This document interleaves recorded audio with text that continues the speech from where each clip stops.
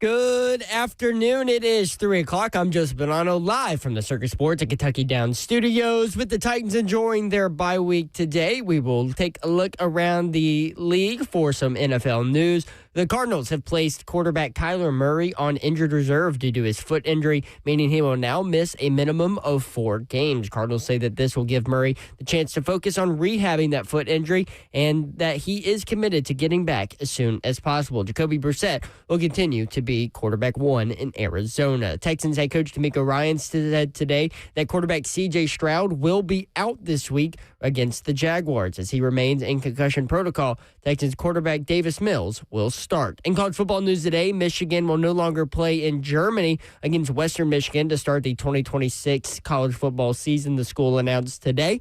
And Auburn and Notre Dame have added home-and-home series, sources told On3 Sports. 2027 will be at Auburn. 2028 will be at Notre Dame. For our foundation repair, whatever needs, you need to visit USSTN.com. Breaking news at once on your home for the Titans and Balls. This is 104.5 The Zone.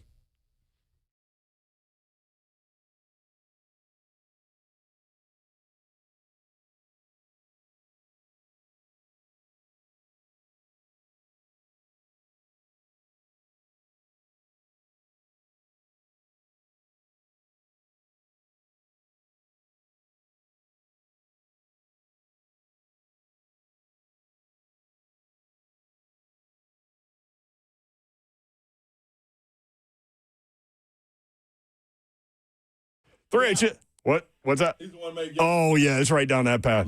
Talking a movie about movie named Him, real quick, before the mics came on. I don't know if y'all have seen that, but it's weird. I haven't finished it yet. There's a whole lot of blood. A lot going on. Spoiler That's alert. the Jordan Peele movie, right? Bingo. Job. Jobs up. We were just debating that. But, yeah, I don't know what's real and what's not.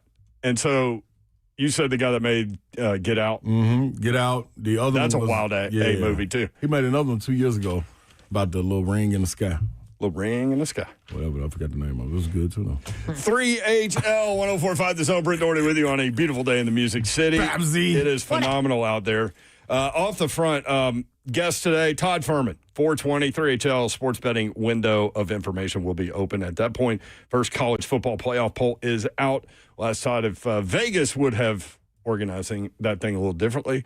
We'll see. One interesting issue is that Notre Dame is ranked ahead of Oklahoma and Texas, and Oklahoma and Texas both have better resumes than Notre Dame. But they're Notre Dame. I get it. And also, it will play out. Yeah, and Oklahoma and Texas both have tough paths, and Notre Dame not so much. So ultimately, Notre Dame will get in because Oklahoma still has at number 4 Bama, number 22 Missouri, and LSU.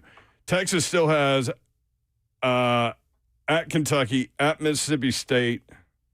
No, those are wins. Oh, I don't know what they have at the end.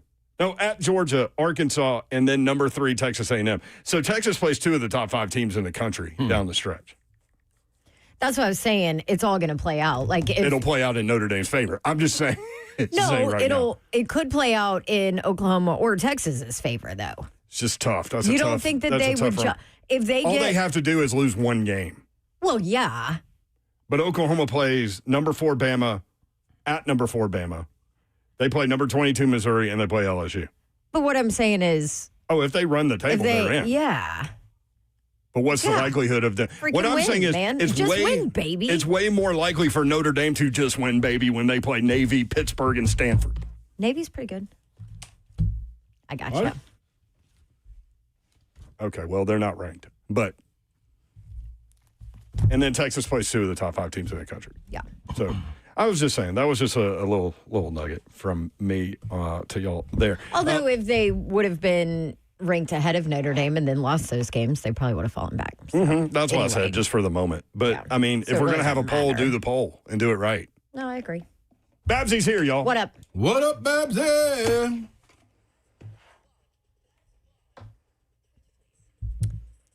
So how was Beauty and the Beast last night?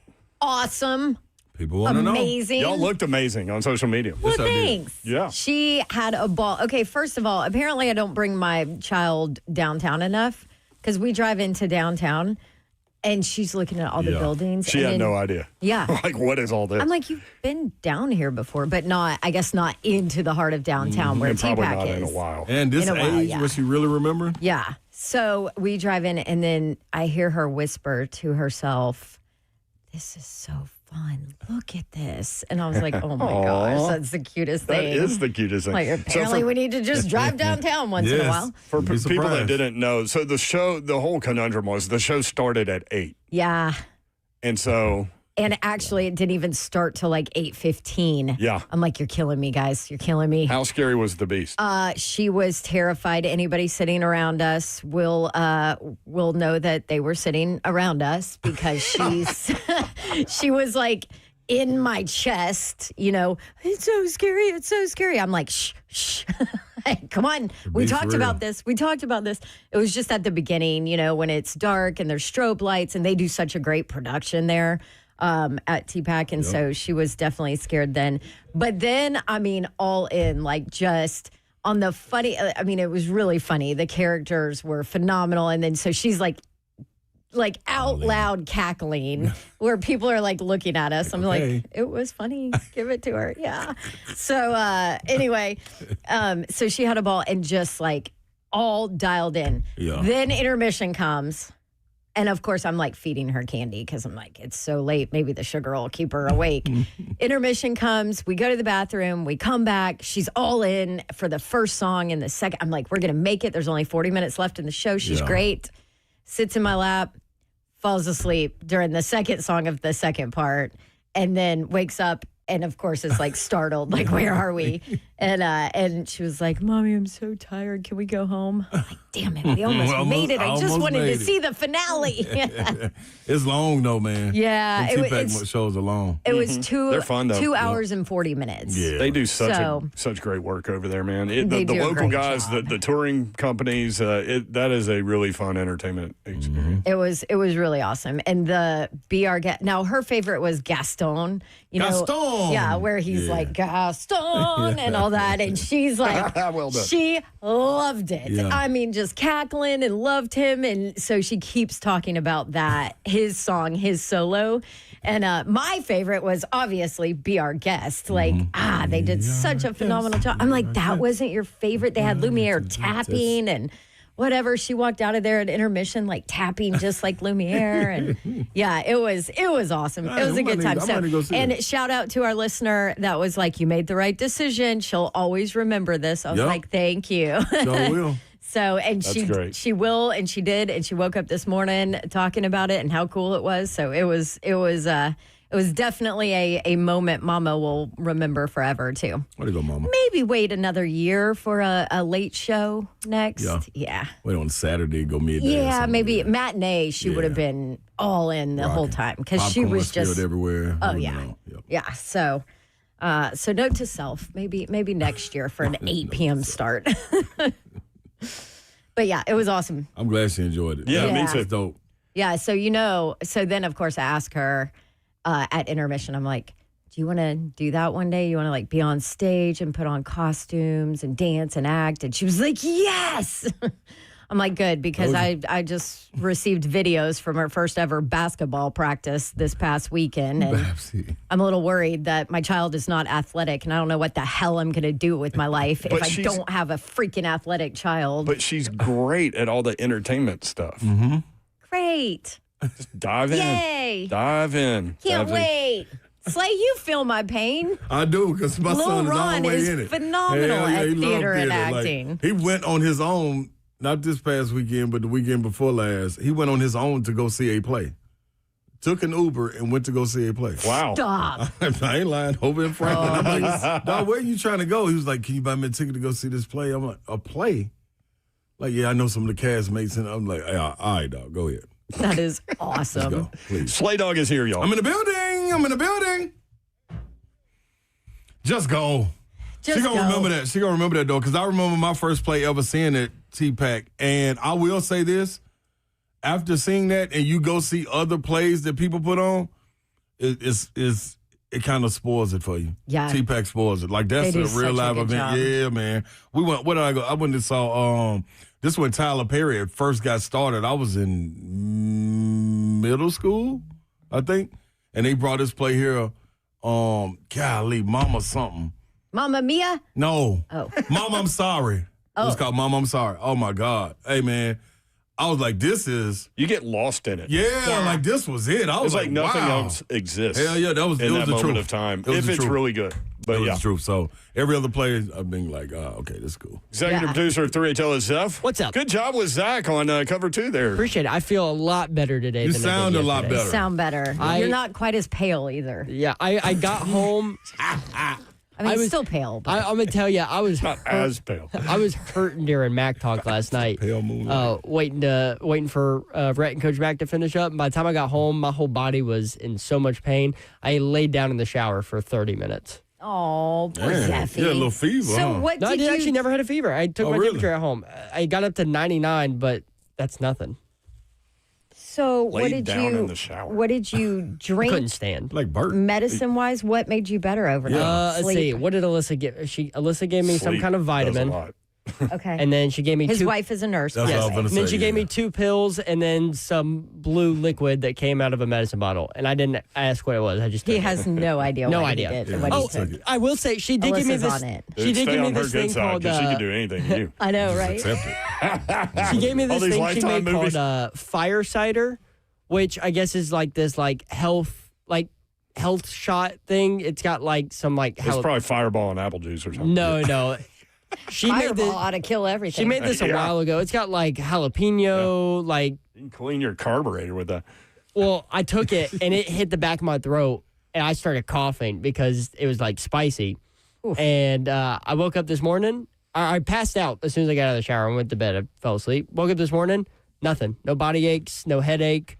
My nose was still a little stuffy, but There you go, Zeph. completely.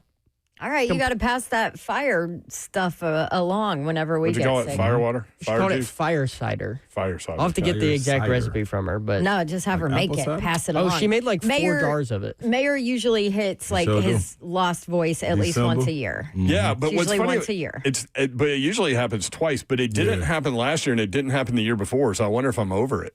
Ooh, I wonder if you're just healthier now I don't and know. your body can fight things off. I don't know. Get out of here, buddy. Good job, Mayor.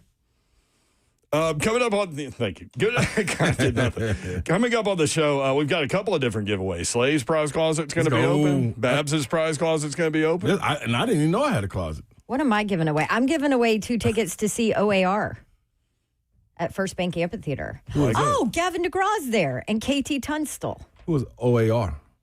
OAR? You don't know It's a what rock OAR? band. Or? No, OAR, Oh, okay. right? Yeah, I'm not that familiar with them, but Good I music. think they're a rock band from the Rock. 90s. Okay, all right. That's all I need. Just yes. give me the Gavin song. DeGraw lives here, Gavin DeGraw's awesome. and I So think I went Tunstall to- lives here too. Maybe. I went to one of his very first shows in Wilmington, North Carolina, where there was like 25 people there. Yeah, Dude can sing. It was awesome. Dude can sing. All right. Also coming up today, we may have a very special in studio guest. Hopefully, but we'll leave it there in case it doesn't happen. How about that? You know what I'm going to do? Like, I remember being little, and they used to say, good things happen if you eat your vegetables. I got some green beans. I'm going to eat my green beans right here, Okay. and we're going to get whoever it is in here. I promise you. It's just going to happen. Well, I'm a believer in like using your mental power to make things happen too. So, what about green bean power? Green bean power. Well, I mean that's good for you. Have you ever heard anybody Your tell the mind, Jolly body, Green and Giant? soul? Yeah, the Jolly Green Giant, no? Jolly Green Giant. Whatever happened to that guy? Is he still around? I wondered, did he get shipped out like the Cracker Barrel man? I wonder if, Or Uncle the- Herschel? I mean, maybe giant is like not politically correct anymore. Big person. You know, we're changing everything else. Babs, might be there. You really, I mean, the day after election, and you own it. I'm on it. I think you could be right, too. Giant may not be acceptable no more. I ain't heard nobody say Giant in a long time. No, and the McDonald's characters are all gone. Like McDonald had them taken out, I think. I don't know. Oh, yeah. The big purple. one. That was my boy. Grimace. Grimace is still. They brought him back a few years ago. You know, okay. They did that know, Grimace big- shake. You don't remember when they were selling that purple milkshake? Yes, I Yeah, but wouldn't do they it. just let him out of the house for a second. Yeah. they Yeah, just that's let what I him- was going to say. But Maybe escape. Grimace's Gone again. brother has to be Big Red at Western Kentucky, right? Like they're the same person. They are. Same the body. same. Same Yeah. body type. Same Also, structure. Green Giant vegetables are still a thing, Slay. Yeah, but you have don't you hear heard of the anybody Jolly call it that, Green though? Giant. That's what I'm saying. Yeah, exactly. They don't market them. Titans general manager Mark. Who's Mark? Mike Borgonzi. I just made a change in the Titans organization. Look at that. Let me start again. Titans general manager Mike Borgonzi met with the media this morning. A lot of positive reviews about that press conference all over the social media. Killed it. We'll talk about it next. 3HL 1045 The Zone.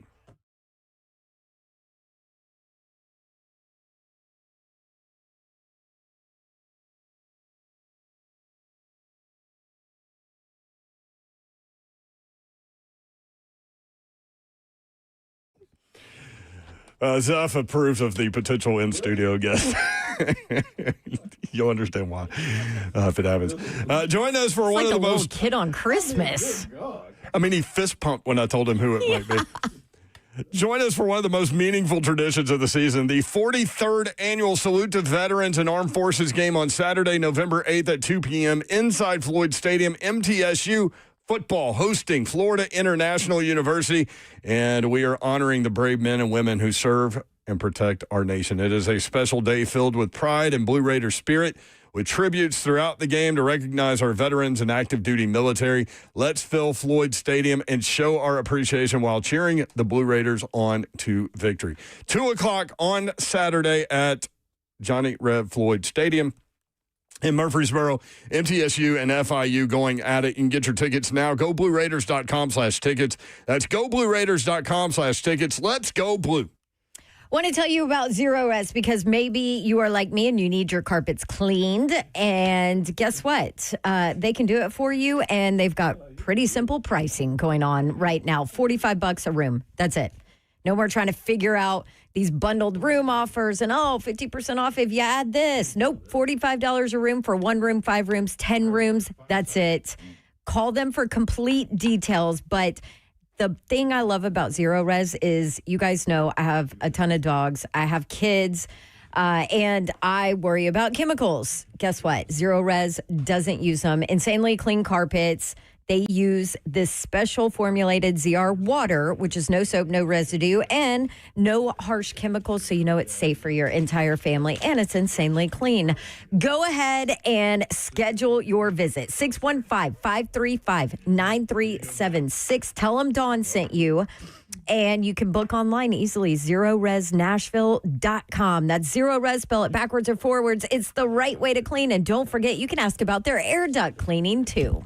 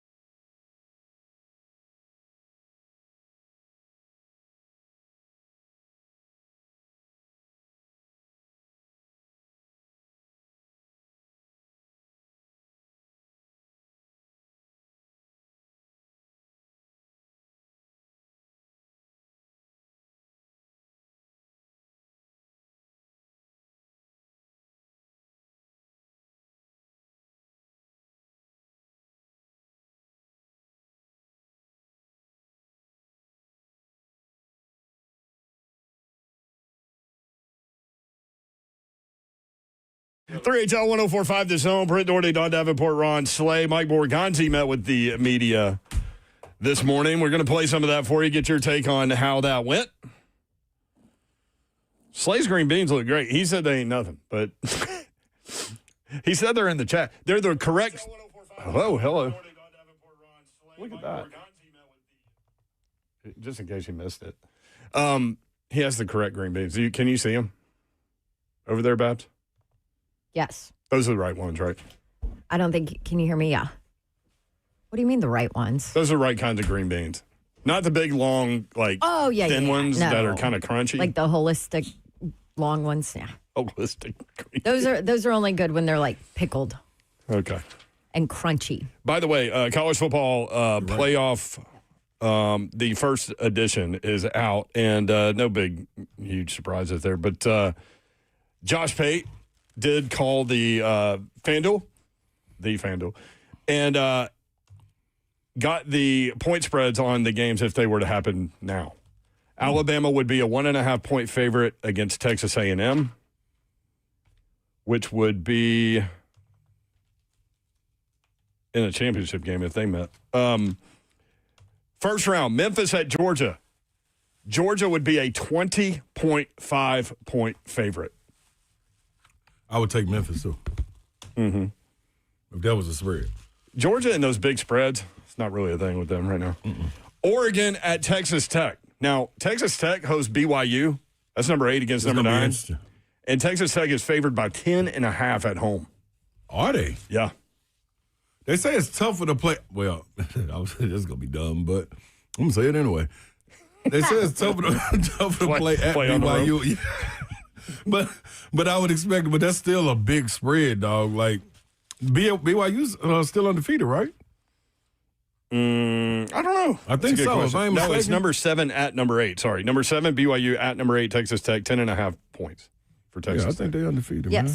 They are. Yes. Mm-hmm. That's a team to watch moving forward with the NIL thing because they've got a billionaire that's all of a sudden giving all kinds of money to Texas Tech. BYU giving it to sports, too. Yeah, they are. The Mormon Church. It's $7 million playoff in basketball. Oh, yeah, they got money. Dude, he is amazing. There's a lot of freshmen out there. It's cold. Right?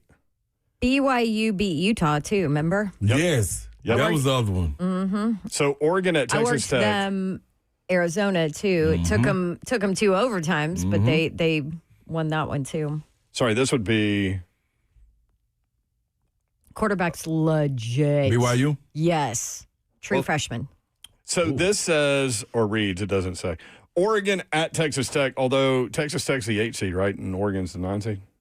So it should be at Oregon. Anyway, the spread's -1. Virginia at Ole Miss. Ole Miss by 16.5.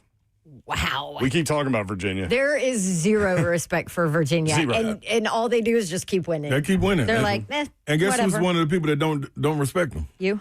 Me. Yeah. I don't respect them either. Like they got to show me, but I'm with what they're doing. They're fortunate that they're in the ACC and they're playing the schedule that they're playing. Listen, I get it. I've worked them twice this year.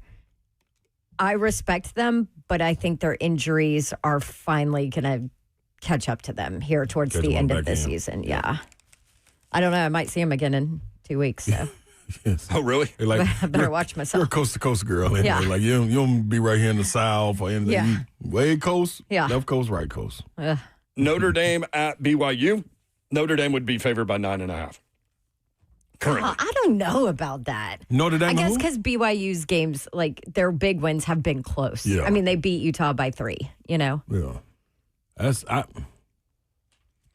Shoot, A&M snuck away from Notre Dame. So I like these big spreads, man. What is the BYU is undefeated. They're 8-0. They've beaten Portland State, Stanford, who fired their coach, East Carolina, I think they fired their coach, Colorado, who's awful, West Virginia, who's awful. They won at Arizona. You saw that one, right? They beat Utah 24-21 at home. Number 23, the only ranked team they've played. Right. They won at Iowa State. Iowa State got the quarterback, right? Rocco? Yeah. Isn't he still there? Yeah, he's still there. Yeah, but not having the year that they've got a bunch of other issues. So BYU it's has not him. At number 8 Texas Tech this weekend. Then they have TCU at Cincinnati in Central Florida. So this Rocco is Show Me Beckett's Week. Anthony Rocco Beck's Beck. son. Yeah. That's right. I forgot about that. It's Show Me weekend for them, man. Well, and looking at BYU's, like the end of it, with Texas Tech, BYU, Cincinnati, although Cincinnati was, you cannot take away the fact, though, that you're playing at Utah at night. I think that game got away from them early and wasn't pretty. But anyway, so the toughest part of BYU's schedule is here at the end. But I think they're pretty talented. Yeah. People kind of overlook them, especially when you look at it and say, oh, well, they've got a true freshman quarterback. Yeah. What kind of weapons do they have? So the top 4 seeds with the byes would be Ohio State. They would get the winner of the 8-9 Texas Tech-Oregon game. 2 seed would be Indiana. They would get the winner of the 7-10 game. That's BYU Notre Dame. 3 seed Texas A&M. They would get the winner of Ole Miss and Virginia. And the 4 seed would be Alabama. They would get the winner of Georgia and Memphis, 5-12. So a lot of SEC flavor in there. So we'll talk with Todd Furman about that. Somebody in the chat, and it's so far up I can't remember who wrote this, but said Notre Dame would be favored by at least 3 over Oklahoma or Texas on a neutral field, which we can ask Todd. That's an interesting question. 615-737-1045 if you want in. Bad. Before we get to Borgonzi, let's get Keith in Nashville. Keith, what's up? If Josh Heupel can say it's never going to happen again, what happened Saturday, I'm good with him keeping his job. I'm glad you're good with it because he ain't going anywhere. Yeah, unless he chooses to leave. You were ready to get rid of him? Huh? Were I you said you ready were- to get yeah. rid of him? If it happens again, if it happens 2 more times, yeah, you can't. If you don't win that game, there's no point in the team being good because you're not going to make the playoffs. Okay, you called. Well, you're not going to make the playoffs now anyway.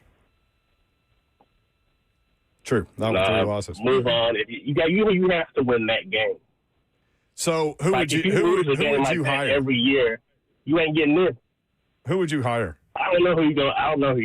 Do you understand that Josh Heupel took over that program that had been losing for like 15 years and was on probation? In the last 3 years, he's won 30 games, something Tennessee hasn't done since the late 90s, early 2000s. It's 5 years later. What? No, it took 5 years to get to this point. That's what the Hey, but he's a head coach. And they made the He college hired him football 5 years playoff. I ago. know they lost, but they lost to a team that blew everybody out in the playoff and won the national title.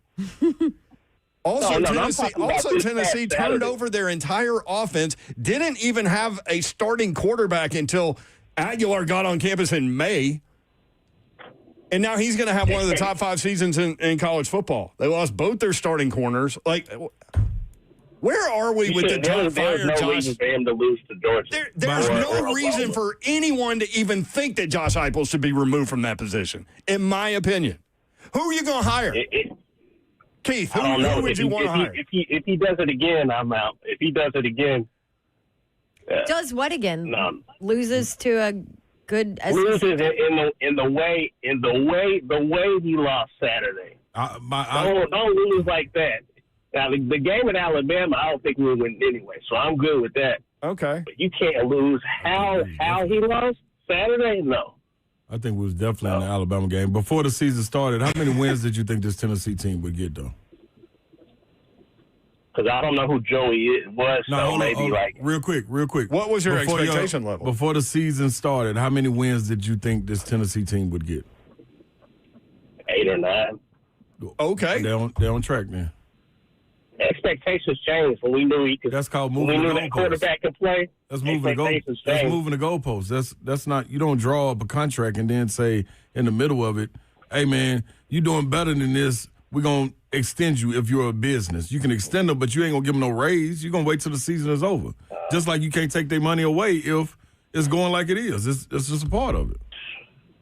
I feel the frustration. No question about it. Like I want to win every single game too. But thank you, Keith. Appreciate it you, just- man. it And just there ain't are other happening. people that are out there that think this way because they're on social media. But here was my question on Monday, and you were doing SEC Network stuff, but I'm curious to get your take on this. I think the percentage of the fan base that wants him out is so low, very. but so loud. And I just do not understand it. But I put it at, 3%? You think it's higher than that? Oh, the people that would want him out? I think like 2, 1.5. Like, part of it, too, is... It makes no sense to even entertain that idea. Part of it is, man, it's fresh. Like, it just happened. You know what I'm saying? Like, that's the only thing I can come up with. And we live in where we can have judgment and our thoughts out there right then and there. I guarantee, man, the 2 or 3% that you ask at the end of the year, if you ask you want them fired, like, that's saying if it happened one more time is not wanting them fired, everybody.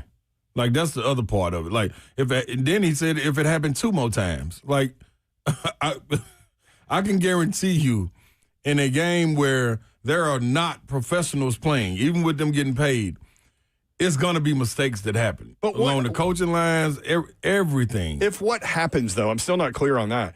Because Heupel didn't fail to see the 2 deep coverage and throw the interception twice. That happened twice. He also didn't take the sack that led to the scoop and score. Why is that on Heupel? I just understand what he's saying from the decision-making standpoint.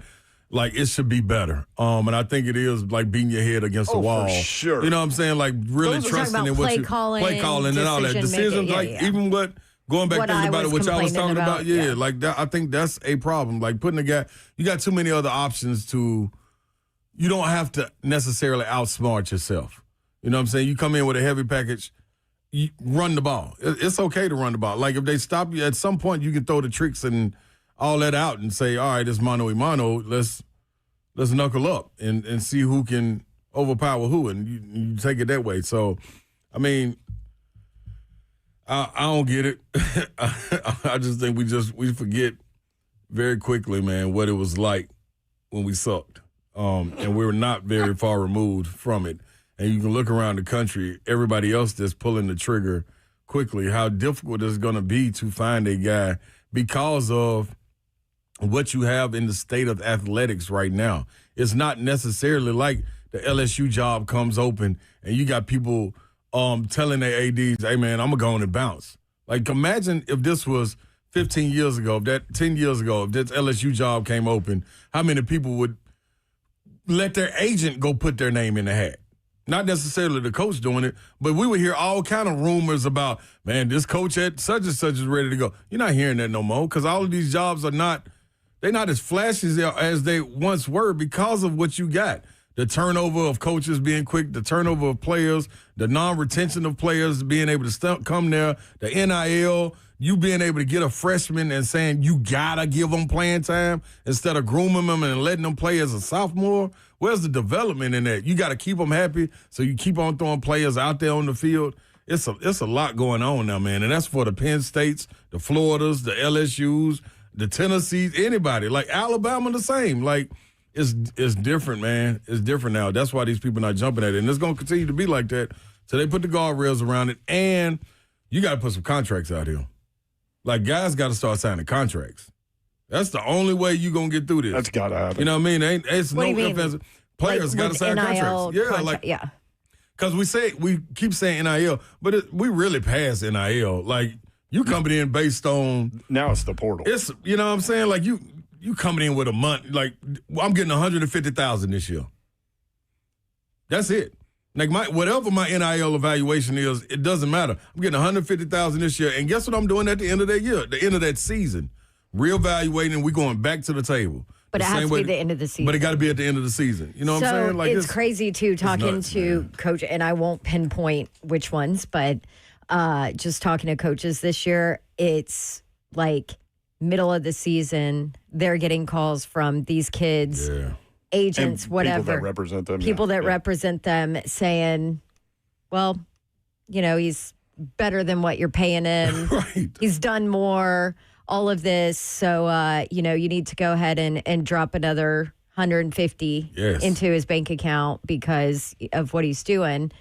And then, you know, coaches are like, what are you talking about? Yeah. Like, I have a game plan. I have to go. Bingo. I need to go coach. I need to go handle practice. Yeah.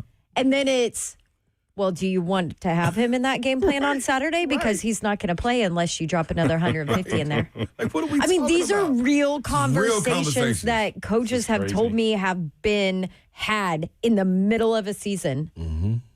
It's nuts. With everything that you already got to deal with. And here's the thing, it's not the kids. No, it's not. It's not the players. It's not. It's their representation that's like, hey, you're not playing. Yep. I mean, we saw it with Nico, right? Yep. Mm-hmm. You're not playing unless they drop another 150 in your account. Titanomics 615 on YouTube. You can watch the show YouTube, Facebook Live, Twitter, and Twitch. Twitch, please. F&M Bank chat is open. He goes, just checked in. We still talking about firing Heupel? We had a phone call on the guy. Yeah, we had one. Do it phone one call. more time. And then it changed it 2 more times. But I'm still not clear on do what. Lose. To a ranked team? Yeah, I don't know. Okay. One of the best defenses in the country. Do you have an opportunity? But that's how it happens, man. It's details that it's. Hey, man, it's. Mike Keith made a great point, Coaching and is tough. I should have thought about this going You in. couldn't pay me enough to do man, I'm gonna college be cricket. honest. Can you imagine Heupel hearing this? Like, come on, y'all. Like, what are we talking Dude, about? people are talking about Nick Saban coming back. I'm like, why the hell would exactly. he come back right now? What's attractive about any job? Yeah. Nothing. It's the reason he got the hell out because Speaking it of- is so hard. Yeah, he lost to Tennessee there at the end. Yes, he did. I guess they should have fired him. Oh, who was the head coach times. that he lost to? Yeah, Josh. Heupel, yeah. Oh, Yeah, Josh has 2 That's wins funny. over Alabama. No, it's wild. It's wild out there. Like, good gosh, it's tough. well, man. at least he if he- moved to, if it happens 2 more yeah, times at least he instead gave of him just 2. one. Yeah, he gave him 2. If There you can you get a major league job, take it. Dude, roll. Slay, did you slander Notre Dame? I don't remember Slay slandering Notre Dame. Who said I slandered him? Somebody in the chat. Scott, Dame. Sorry, somebody on the phone. Scott is on line 1. Scott, what up? What's up, y'all? Yo. Hey, yeah, it was real low key, but when you guys were talking about BYU Notre Dame, I think it was Don that said, or maybe Brent and Slay, real casual. He said Notre Dame who? And No. I know we're in the South. No. Hold on, Scott. Hold I don't on. remember this, Scott. Listen, dog. He might have said Notre Dame again, meant against. That's what against. Yeah, that's probably what I was saying. But hold up, dog. I've been the biggest supporter of Marcus Freeman and Notre Dame. Like, I love what they got going is on. true. Dude, going up there against A&M, I picked A&M to beat them, but man, Notre Dame, I love what they got going on. So now you might have heard what you want to do. What you really want to say, Scott? Talk to me. Well, Who's your team? Who's your team, Scott? Let's get to the bottom of this. Well, I mean, who do you think my team is? In Notre football Dame. and basketball?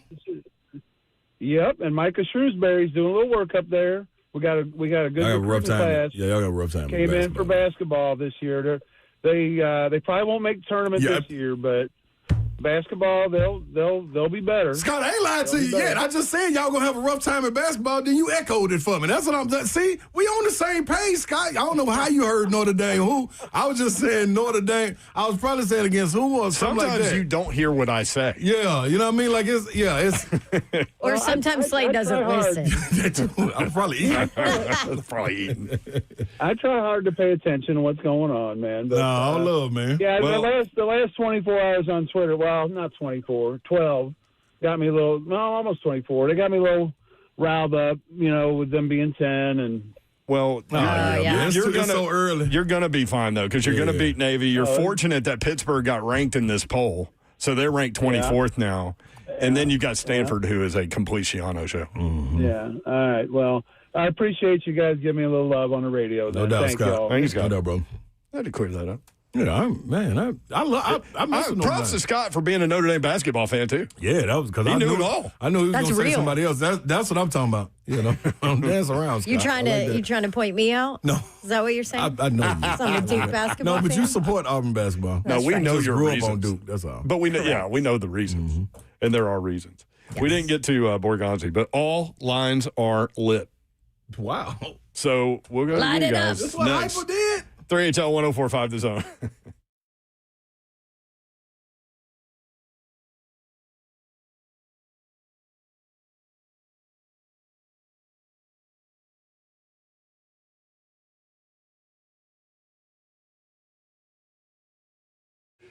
The other day, you're at a friend's house, maybe. He's pumped to watch football, but his setup, total mess. I get it. Lagging, buffering, switching between apps, trying to find the game.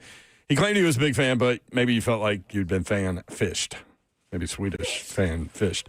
See, if you call yourself a football fan, you got to have Xfinity. It's the ultimate sports destination. You can find the best games and all of my favorite games that I want to watch all in one place. And the way that I watch Next Level is the perfect fan flex. You've got all the action right in the living room, plus Xfinity's best picture and sound with enhanced 4K.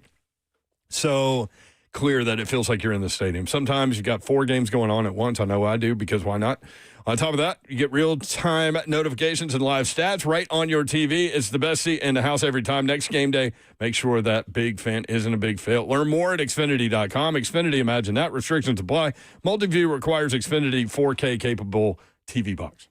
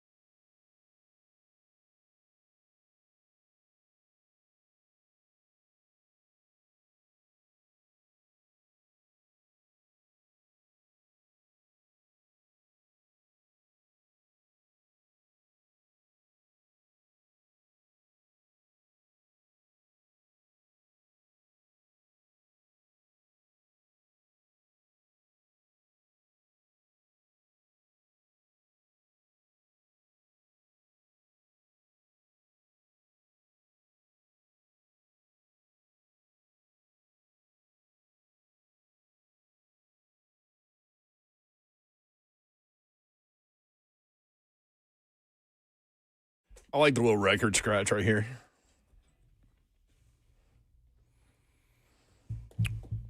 What does this sound like? Gorillas. What is this? Incubus. Drive. It's funny, like their other stuff sounds a lot different than this song, but this song went commercial. Are the Gorillas still around? The Gorillas in the Mist? No, the group. The rock band. Man, they were the truth. I love the Gorillas. Gorillas. I'm going to listen to them on the way home today. Gonna get off your country playlist? Mm-hmm. They can get their own playlist. Gorillas was the truth, man. Their website's still active. Is it? Yep. Let me look them up, man. Let me see if my boys gonna drop something for me. My boys. Mm-hmm. Tracer Ace 11 on YouTube. As an Alabama fan, I would love it if Tennessee fired Heupel. Shoot, if he's listening, go to Penn State. Go on now and get. Telling you. Old man lonely. Okay. To the one who called in stating to not let it happen again or he's done. Heupel is my coach. I do not dream of suffering through an era of Dooley/Jones/Pruitt. Again, go find another team. Caller. That was a hell of an error. Yeah, who you tell? Like, Remember, that's when I was with the SEC Network solely, so I worked a ton of those games. The Dooley, Butch, Jeremy Pruitt games. Like, I've got it pulled up on Wikipedia. You can go through the list of seasons or whatever, but they do a bad job because they take away games that were taken away from you, which I hate that. I hate that. So I don't have the current records of 2 of Jeremy Pruitt's teams in front of me. But this is pre-Heupel, y'all. All right. Keep in mind, Heupel's won 30 games the last 3 years. We'll see what happens this year. But the previous 3 years, he's won 30 games. That has not been done in Tennessee since almost 25 years. Okay? This is prior to Josh Heupel. Jeremy Pruitt, 0-7. He had to forfeit some games. 0-5, had to forfeit some games. 5-7. Then you go Butch Jones, 4-8, 9-4, 9-4, 7-6, 5-7. Derek Dooley, 5-7, 5-7, 6-7. Lane Kiffin, 7-6. Philip Fulmer, 5-7. That goes all the way back to 2008. So now y'all are upset with 11-2, 9-4, 10-3, and whatever. He could still win 10 games this year. I don't know if that team's good enough. And they haven't won at Florida in 20 years or whatever it is. I just need them to get 9, man. I'm cool. Is that what you bet? Yeah. Well, if they win out, they win 9. Well, I need them to get more than Vandy. I don't know how we're going to do that because me and what's-the-name bet Ballin' Ali. Uh-oh. I don't know how you're going to do that.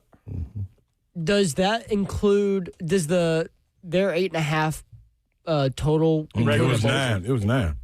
So it doesn't include, a bowl win if they made it? All Regular those season. preseason bets are regular season. Got it. I got Zach Lyons said Gorillas getting ready to come out with one, too, March 20th. Look at Oh, Zach. there you go. Good job, Zach Dog. Okay, Zach had a really funny comment on their show today. Well, it was Zach's mom, wasn't it? Well, that was funny. Man, that was Zach's hilarious. mom Wow, texted. she wouldn't even go into that thing, Brent. I wasn't, but Wow. since you brought it up, Zach's mom He's taking texted shots him. over here. That's on me. Zeph got to host with him today, did a great job. Mm-hmm. And Zach's mom texted Zach and said that Zeph looked like the elf on the shelf. Well, she said, she didn't even say my name. She That's said, amazing. that kid next to you That looks kid, like yeah. the elf on the shelf. Yeah, which was great. But his other great line was he was complaining about Christmas lights going up already and Christmas decorations going up already, which, come on, Zach, you're such a bah humbug. But My Christmas stuff is out. I know, and I'm jealous because I wish mine was. I just don't have time. Maybe this weekend. So, or sorry, maybe Sunday. Titans are off. That'll help. My trees. Anyway, so he said, you know, if I'm in control, like our Christmas stuff's not going up, blah, blah, blah. And then he was like, but I'm not in control. I'm married. So it just moved on. I'm like, I love it. I'm married. I'm not in control. 615-737-1045. Jake in the borough. Jake, what's up?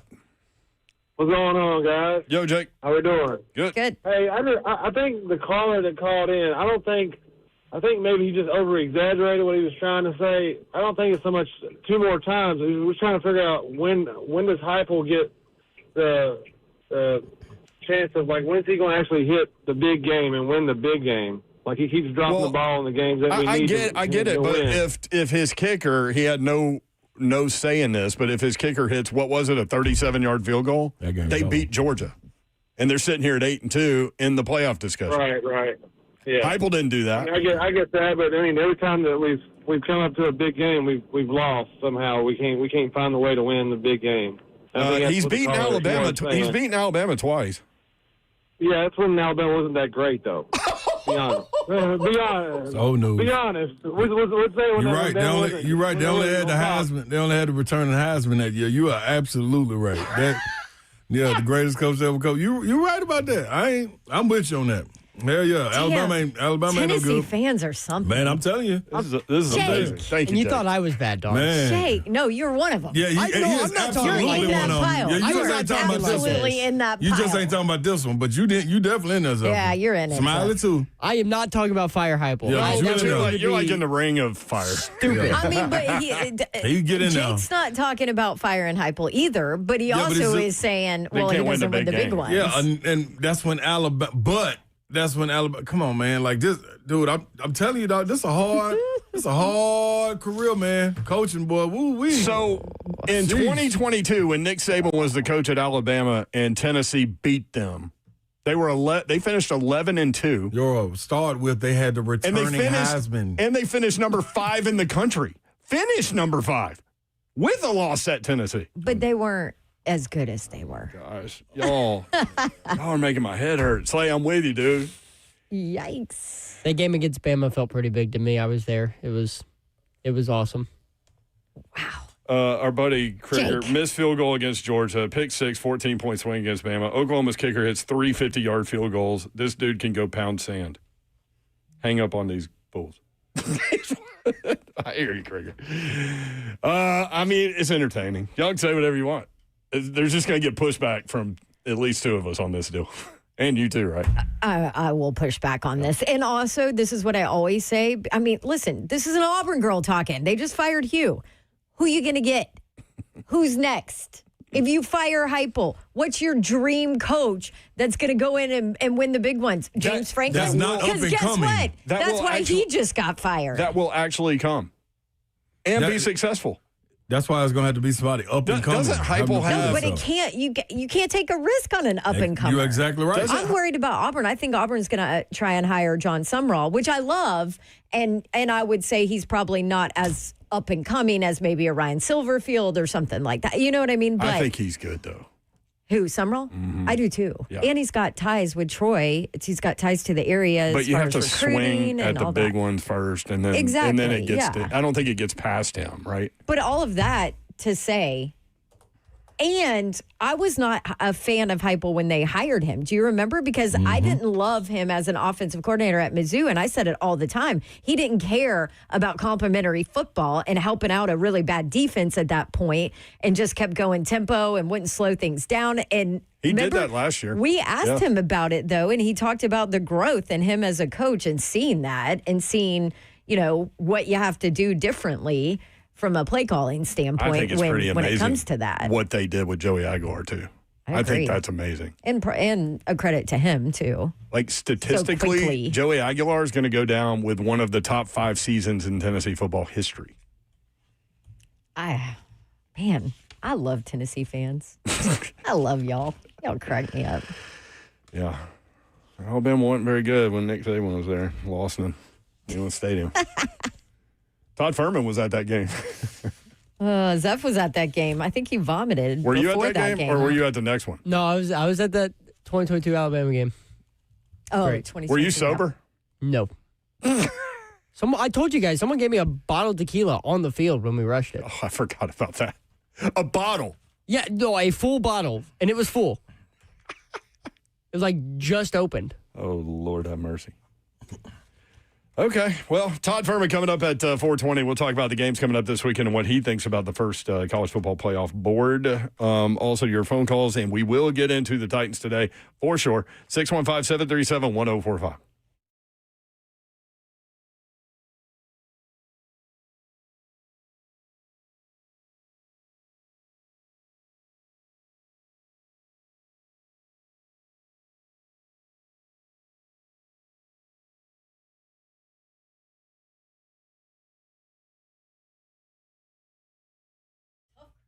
What's happening, good people? If you're living with back pain, there's a breakthrough alternative to surgery you need to hear about. Stem cell therapy from Kellum Stem Cell Institute. That's right, they're back. And better than ever, no scalpels, no stitches, just a simple injection that targets the pain at its source. That right there, That's the Kellum difference. Most patients are back to their routine in days, not weeks. Kellum Stem Cell Institute helps you get back to life faster. There's no hospital stays, no general anesthesia, and a much lower risk of complications because your health deserves a safer option. This isn't just pain relief. It's your body's healing itself with its own stem cells, guided by Kellum's expert care.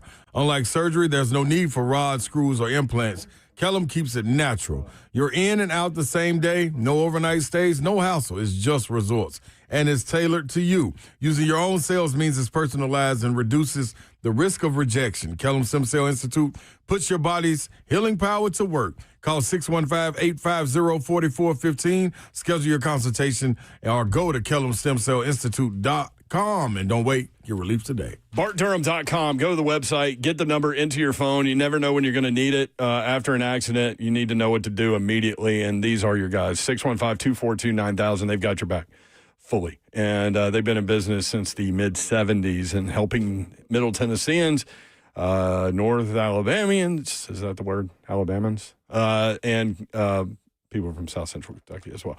They'll help all y'all out when you need it the most. You know how life can change in an instant. A car wreck can throw everything off, your job, your bills, your peace of mind. That's when you need our good friends at Bart Durham Injury Law. Marine veteran Blair Durham and his team have been fighting for folks in Tennessee for years, making sure insurance companies pay up. No upfront costs, no waiting around, just real people making sure you get what you deserve. 615-242-9000. Get that number into your phone, 615-242-9000. If you've been injured, don't wait. Call BDIL, Bart Durham Injury Law, 615-242-9000. They are there 24/7 for your questions and ready to help you and ready to fight for you. Bart Durham Injury Law, 615-242-9000.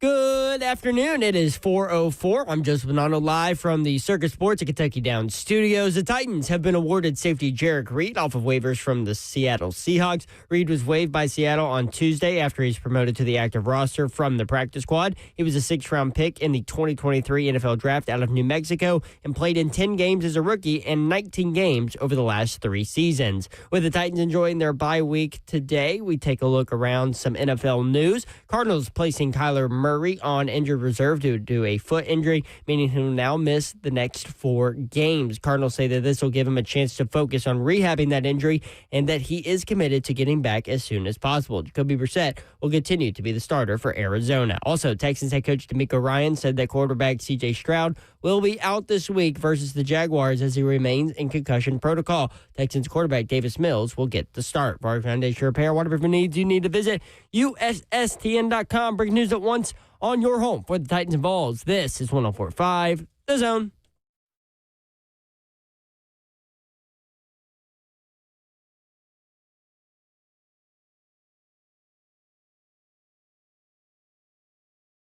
Three, John 104.5 The Zone. Brent Doherty with you on a beautiful day in the Music City. Hope you're having a great Wednesday. Had to stop and think for a second. Slade Dog is here. I'm in the building. I'm in the building.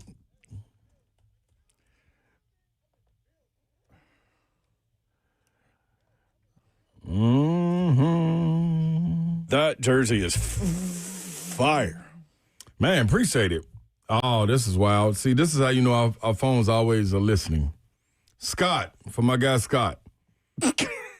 Breaking news. The Notre Dame guy? Yeah, 2026 number 1 recruit Tyron Stokes is leaving Notre Dame. 6'7" forward has withdrawn from the school, will explore new opportunities. Oh, wow. Some reason I said, man, it's going to be rough for basketball. Now, you did hit that one right. Oh, real quick, just to kind of clean up on Heupel. Doesn't Heupel have the number 1 quarterback in the country?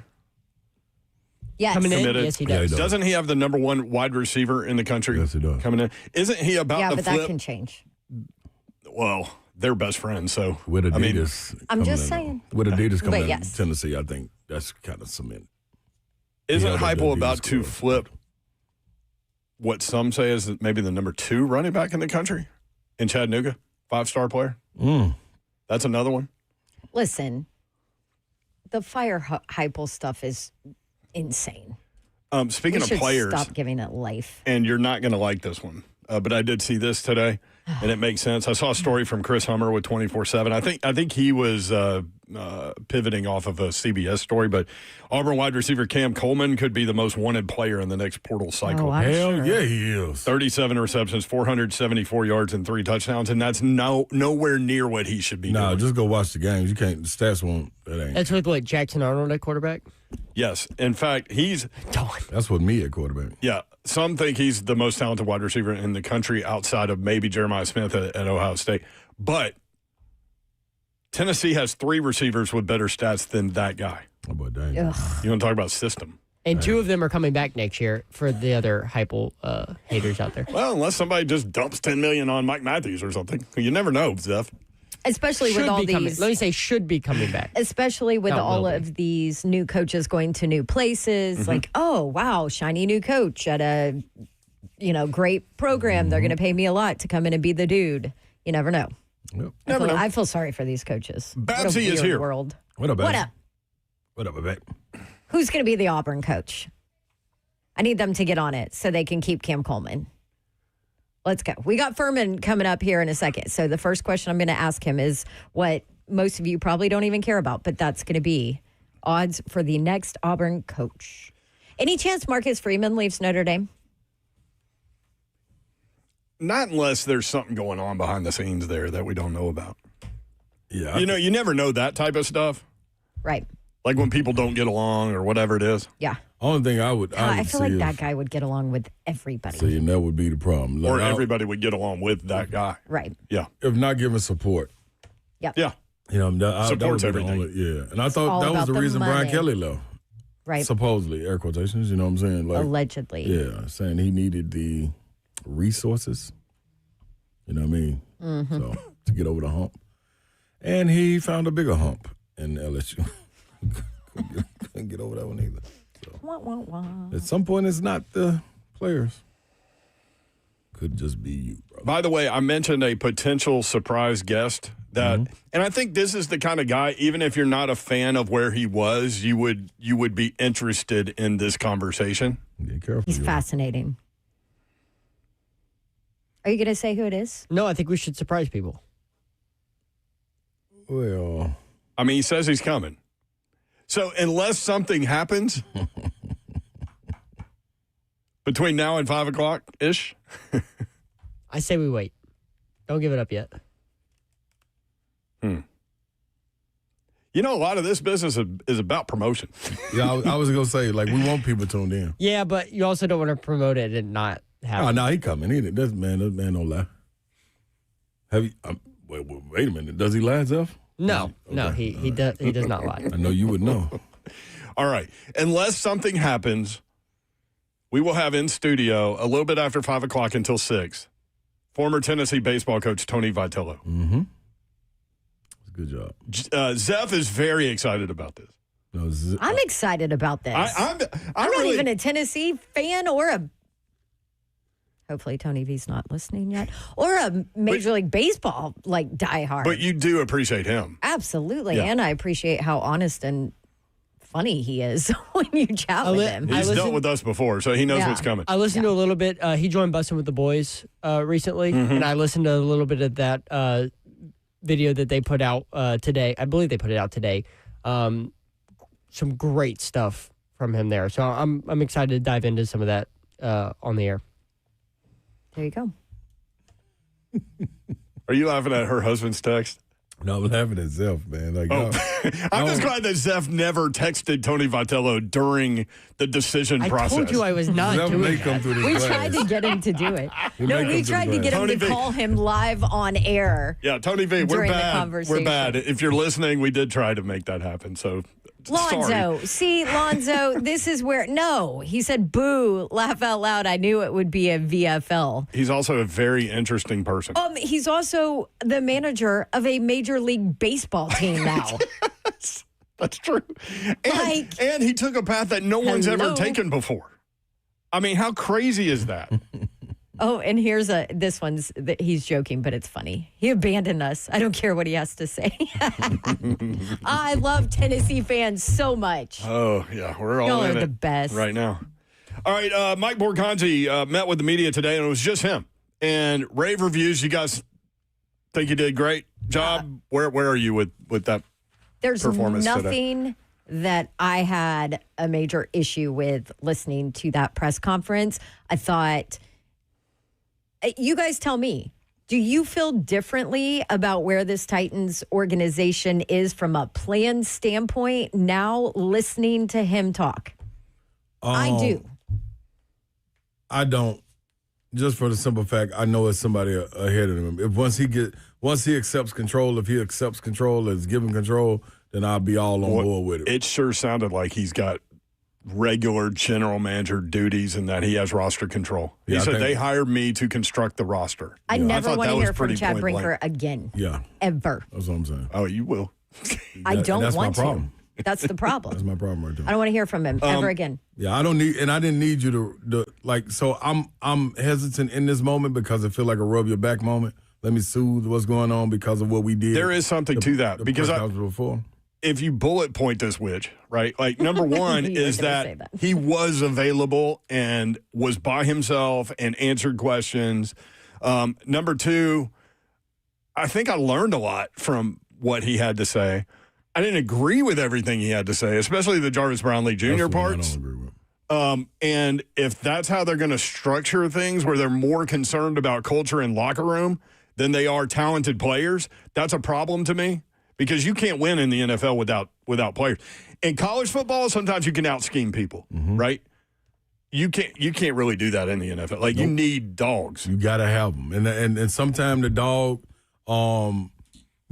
to Bab's point in the conversation we were having yesterday with Tavondre Sweat, sometimes when you have enough good guys and you have 4 or 5 just wild, uncontrollable guys, but their talent exceeds everything else that is going on, well, that's why you let the culture of the locker room and the players guide those guys until they mature and they come into their own. But just going to get good guys, that's a good guy contest, and you're just going to be a good team. And unless you got a generational talent that's going to be at the helm on offense or defense, you know what I mean, then that you go get some good guys you want to and just be good. All of that I agree with. I just like that it looks like we know what the structure is at least now. Let me Can give you I an push example. back on you a little Let me bit? give you an example before you push back. Okay. Also, Todd Furman coming up. Cool. It'll be quick. How many fools, and you don't have to name names, but how many fools did y'all have when you were at Auburn on basketball when y'all were very successful or football when y'all were very successful? A bunch. You have to. That's all I'm saying. Okay, but can I also point this out? We don't know what level of fool you're dealing with. Brinker. Yeah, please stop. Borgonzi is not going to come out there and just demolish the kid. No, absolutely. You know what I mean? Like, I have no, it's one. You know what a fool looks like, though. I do. You know how they act. As long as that fool is fully invested to making the team better and winning, it's fine. That's why you got a bunch of good guys. Correct. Cool. But what I'm saying is that I don't think that we can look at this and be like, oh, they're going to get rid of all these like dogs and fools because, they're all about the culture or whatever. Right. I mean, I think it's a one-time thing and that Borgonzi's probably taking the high road here. It's not like he's going to say everything that went into it. He insinuated it. Right? Mm-hmm. So I don't think you can look at it and be like, oh, well, you get rid of him and he's a dog and that's what you guys are going to do because it's all about culture and you're just going to, have good guys or whatever. But you can't judge by this one move because we don't know what all is going on in there or what all happened. And not to mention, like, it's such a bad team and there's so many losses and they've just been dog Shiano that probably brought out the worst in a bunch of guys, right? I mean, it would bring out the worst in me if we're losing all the time. So I get that. So I don't know. That's my pushback on you. I certainly didn't take it that Borgonzi's going to come in here and only want, good guys. I mean, there's fools with the Kansas City Chiefs that they've drafted and developed, and they were fine. Because they already had the culture in place. Right. Bingo. And that culture is not in place yet here. And that's very obvious with what he said with the Brownlee stuff. We'll try to play some of that a little bit later. When we come back, Todd Furman, we'll talk Auburn, Vanderbilt, Texas, Missouri, LSU, Bama, Georgia, Mississippi State, Florida, Kentucky. Also, BYU, Texas Tech, Oregon, Iowa. There are a lot of good games this weekend. Todd Furman next, 3HL.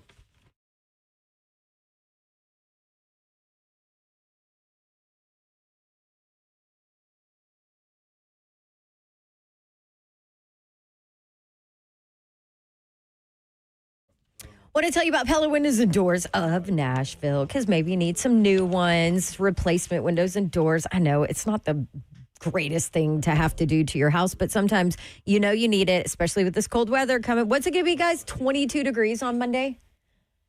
That is bunk. You better make sure you have good windows in your home to keep that heat inside. And that's why you need Pella Windows and Doors of Nashville. They're the best, I know, because unfortunately I had to replace all the windows and doors in my rental property and then a bunch of my windows in my home as well. And I have been able to tell such a difference with good quality windows. We talk about good quality windows, lifetime warranties on their products. And then on top of that, they back it up with a 10-year labor warranty, which is leading in the industry. So, they're doing things right. They've been around for 100 years. I mean, this year is their 100th year in business. So they make sure to treat their customers well, and they make sure to give you a deal. I always talk about a Dawn deal.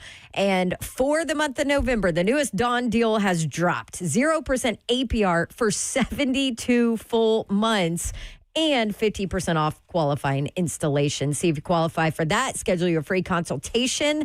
Tell them, give you the Dawn deal. It's PellaNashville.com.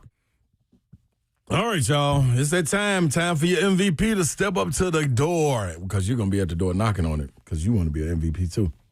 Testosterone replacement therapy is at your door. Answer it, people. It's nobody but Synergix and Low T Center. And just like my voice got low, yours doesn't have to get low because your T levels will be tested. You get a free T test out there.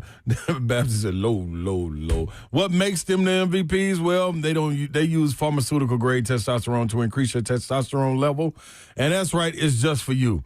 They make it just for you. It is right around what you need to get back right. And women, also, they got something for you. You may experience the tiredness, no energy, mood swings, low libido, all of these things.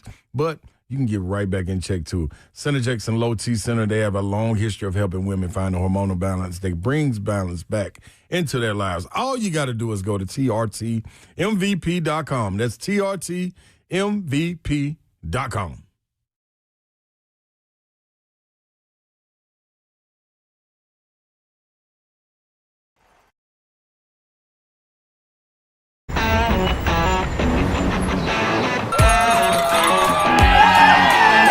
Nashville hockey. Around here, it can sound like a language of its own. But hey, if you can pronounce Demumbrian, then names like Yossi, Shea, Marchessault will roll right off the tongue. Nashville Predators, only in Smashville. My dad and I used to golf together all the time, but when he hurt his back, it was over. To have your son want to spend time with you is amazing. That's why my chronic back pain has been so heartbreaking. Surgery, fused bones, long recovery. No way, not for me. A friend recommended stem cells, so I gave Kellum Stem Cell Institute a call. I'm glad you're out on the course. Yeah, it's really good. Call the Kellum Stem Cell Institute today. Swing still looks just okay, though.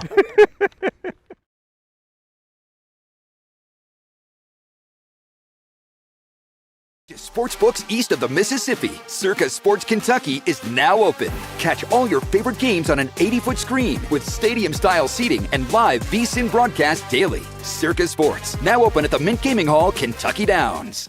Hey dads, want an epic night with your kids? Head to Nissan Stadium for the Nashville All-Pro Dad Experience. On November 7th from 6 to 8:30 p.m., you'll make memories with your family as you run on the field and enjoy bonding activities. Expect fun, laughs, and fatherhood tips from Tennessee Titans long snapper Morgan Cox to help you be a better dad. All for less than a trip through the drive-thru.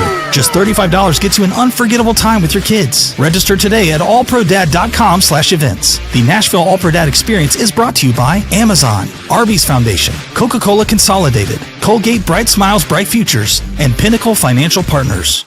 Let's face it, buying a vehicle should be straightforward and stress-free, and that's exactly how Two Rivers Ford has been doing business for decades. This locally owned dealership has a non-commissioned sales team whose only focus is to find you the right vehicle at the right price without the pressure. So you'll actually have a fun car buying experience. Great prices, easy financing, and a non-commissioned sales team. Two Rivers Ford, the South's most trusted Ford dealer.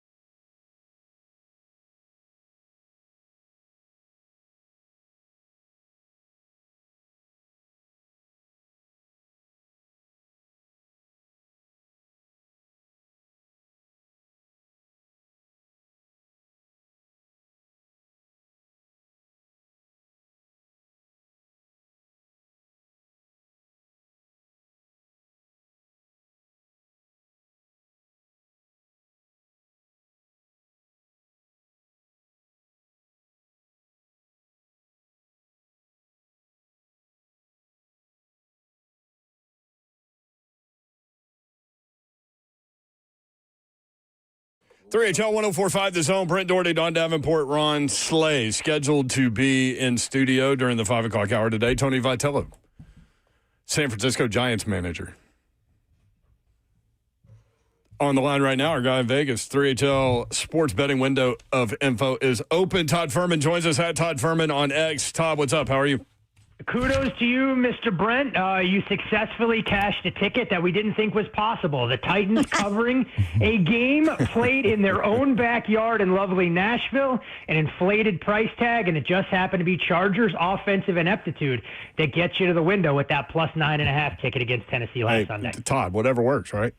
Hey, look, I'm not going to sit here and ever apologize for a single winner, by hook or by crook, even if the Titans offense didn't do a damn thing in the game and it was a defensive touchdown, a punt return. Sometimes you need Lady Luck smiling kindly upon you to break that long run of futility that we had seen from that franchise. Let me start, by the way, 3HL powered by Spring Hill Heating and Cooling, springhillac.com. And if you have questions about whether or not your HVAC unit is going to switch over to the heat mode properly, I think Babs has already done that.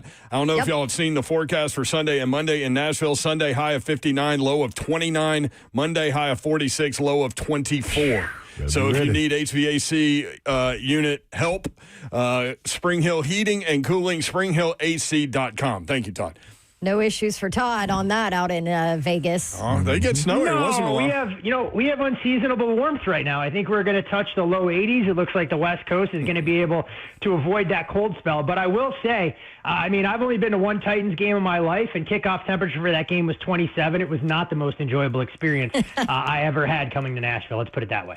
Ooh, where was that? What game was that? Monday night game against the Steelers a handful of years ago, because I did kind of the SEC double. Did Georgia Auburn at night in Athens and froze my behind off when it was 27 degrees at kickoff at Sanford Stadium, and followed it up with a Monday Night Football game in Nashville to see the Titans and Steelers. So I think I did a halftime thing with Brant Snedeker at that game, if it's the same Steelers game, but he had to hit targets with a golf club and a golf ball, and it was like 25 degrees. And I asked him before he did it, I was like, how's this going to go? He's like, dude, it's so cold. Like, cold and golf don't go together. Hopefully Brant warmed up accordingly beforehand so he didn't pull an oblique in doing that. I don't know. I remember Nate Washington had a long touchdown down the sideline against his old team. That was the terrible towel, you remember, and Bully had stomped on it prior, and so Steelers came in hot about the terrible towel. They did. Hey, before we get to the games this weekend, somebody asked, we were talking about my only problem, and I guess we can go here with you, is from a Vegas perspective, did the college football playoff committee get it right, number one? My only question would be Notre Dame over Oklahoma and Texas, because Notre Dame's resume is not as good as Oklahoma and Texas. Well, from a power rating standpoint, Notre Dame power rates better than both of those programs. Okay. So if we're looking at it that way, as it stands right now, as I go through my numbers that I pull up, I have Notre Dame kind of the fifth best team in the country. Actually, I take that back. I have them the third best team in the country behind Ohio State and Indiana, neck and neck with A&M. So we can call them 3A and 3B. And rightfully so, A&M comes in a little bit higher in the eyes of the committee, winning on the road in South Bend as nearly a touchdown underdog. But yeah, Oklahoma and Texas a little bit further down the pecking order. And I think the ACC is going to be the interesting case, because Miami, look, they still power rate the best team in that conference, but that leaves a lot to be desired. I probably haven't downgraded them enough.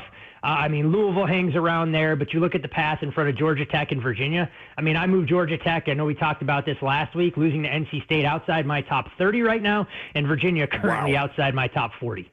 Virginia outside the top 40, yet they're in the playoffs if they happen now. So if you want to put things in perspective right now, some of the teams that I would list as a favorite against Virginia, if they were to play this weekend, would include Auburn, Pittsburgh, Kansas State, Arizona, and South Carolina. Yeah. That's it. Well, no, I have a lot more, but I figured those would be the teams that might surprise some people as I rattled them off. It's pretty much the entire SEC would be favored over Virginia on a neutral, because I left Mississippi State off there. I have Mississippi State inside my top 40, somewhere where I don't have Virginia either. Okay. Interesting. Wow. There you go. All right. Virginia doesn't care. They just keep winning games. No, they just win. And I think a lot of people will be surprised when they see the opening number next week against Duke, should both teams hold serve this weekend. Really? So Virginia hosts Wake Forest. They're a 6.5 point favorite. What is that number then next week, possibly? I mean, where is the game? That's the one thing I don't know. It's is at it Duke. Wallace Wade Stadium? Okay, it's at Duke. I expect Duke to open up as a 7.5 point favorite. Wow. So, and that'll be potentially a top 10 team. Yeah, that'll be a game that you look at the number. Everybody is going to gravitate towards the underdog. Don't think twice. You click the submit button and you lay a price tag of a touchdown or more on Duke. You hope you get the good version of Darian Mensah and Manny Diaz. They'll pin their ears back. They'll come after Chandler Morris. And I don't think it'll end well. It'll remind people, if you're trying to create an annual parallel to the game we saw last year, where everybody loved Pittsburgh. They went on the road to SMU, and SMU beat them like a drum. All right. There you go. So if they both win and then that line opens at less than 7, you're saying you would jump all over Duke? Yeah, I'll be on that game. And look, I mean, I would probably be inclined, if injuries weren't there, feeling comfortable laying up to that 8.5, 9 based on public perception and the way I may need to adjust these numbers. Because I fully expect Duke to potentially be a little bit lethargic for a rare road trip up to Storrs, or I guess I should say East Hartford, in a non-conference game against UConn where it could be frigid weather. And who knows what we're going to get out of the Virginia-Wake Forest game, given that Wake's defense has been outstanding, but they leave a little bit to be desired on the offensive side. Todd Furman, our guy in Vegas. All right, BYU at Texas Tech. When people look at this, maybe they haven't watched the teams, they see number 7 at number 8, and number 8 is a 10.5 point favorite. Where are you on this game? I'm at Tech or pass in this particular spot. Now, I'll say things, but I don't mean to offend any of Don's colleagues at the Four Letter Network. A prominent college football insider sent out a note yesterday about the leading running back for BYU being a full go. I've spoken to people around the BYU program, and if by full go you mean no contact and running through tackling dummies in Monday's practice, then sure, L.J. Martin will be a full go for the game on Saturday. It remains to be seen what his pain tolerance looks like in this particular spot, but regardless of his availability, this Texas Tech team along the defensive line is far and away the best in the Big 12. If they take away the run, I know Bear Bachmeier has passed every single test he's put in front of him and deserves a world of credit for it. But going into Lubbock, even for the early kickoff, is a little bit of a challenge. BYU's actually been outgained in their last couple of contests, and Texas Tech much more dynamic offensively when they have a healthy Baron Morton under center. This is the definition of a lay it or don't play it game. I think if Tech wins, and they do so quite comfortably in this spot, they're going to give themselves a little bit of wiggle room, even if they were to lose in the Big 12 championship, to have legitimate consideration as an at-large for the college football playoff. Number 5, Georgia at Mississippi State. Georgia gets Texas at home next weekend. Mississippi State coming off its first SEC win in a long time. Any chance the Bulldogs are a live underdog here? Mississippi live State. Underdog. No, when you said live underdog, I knew which version of the Bulldogs you were talking about. But this Miss State team, look, give Jeff Lebby and that team a world of credit. I mean, they have been point spread darlings this year. I mean, it hasn't mattered what the number's been. They're out there, taking names and getting people to the window who have backed them on a week-in, week-out basis. But from a schedule and situational spot, I'm not sure either side falls into a scenario where I consider one a sell high or the other a buy low. You mentioned Mississippi State beating Arkansas. They needed a little bit of smoke and mirrors in that fourth quarter, and yet another Arkansas collapse to get to the window outright as a 4.5, 5-point dog. Mm-hmm. And on the flip side of things, look, Georgia has done what they've done all season long. They spot their opponent a lead in the first half, they make adjustments, and they find a way to raise their level of play to get a win, even if they don't exceed odds makers' expectations.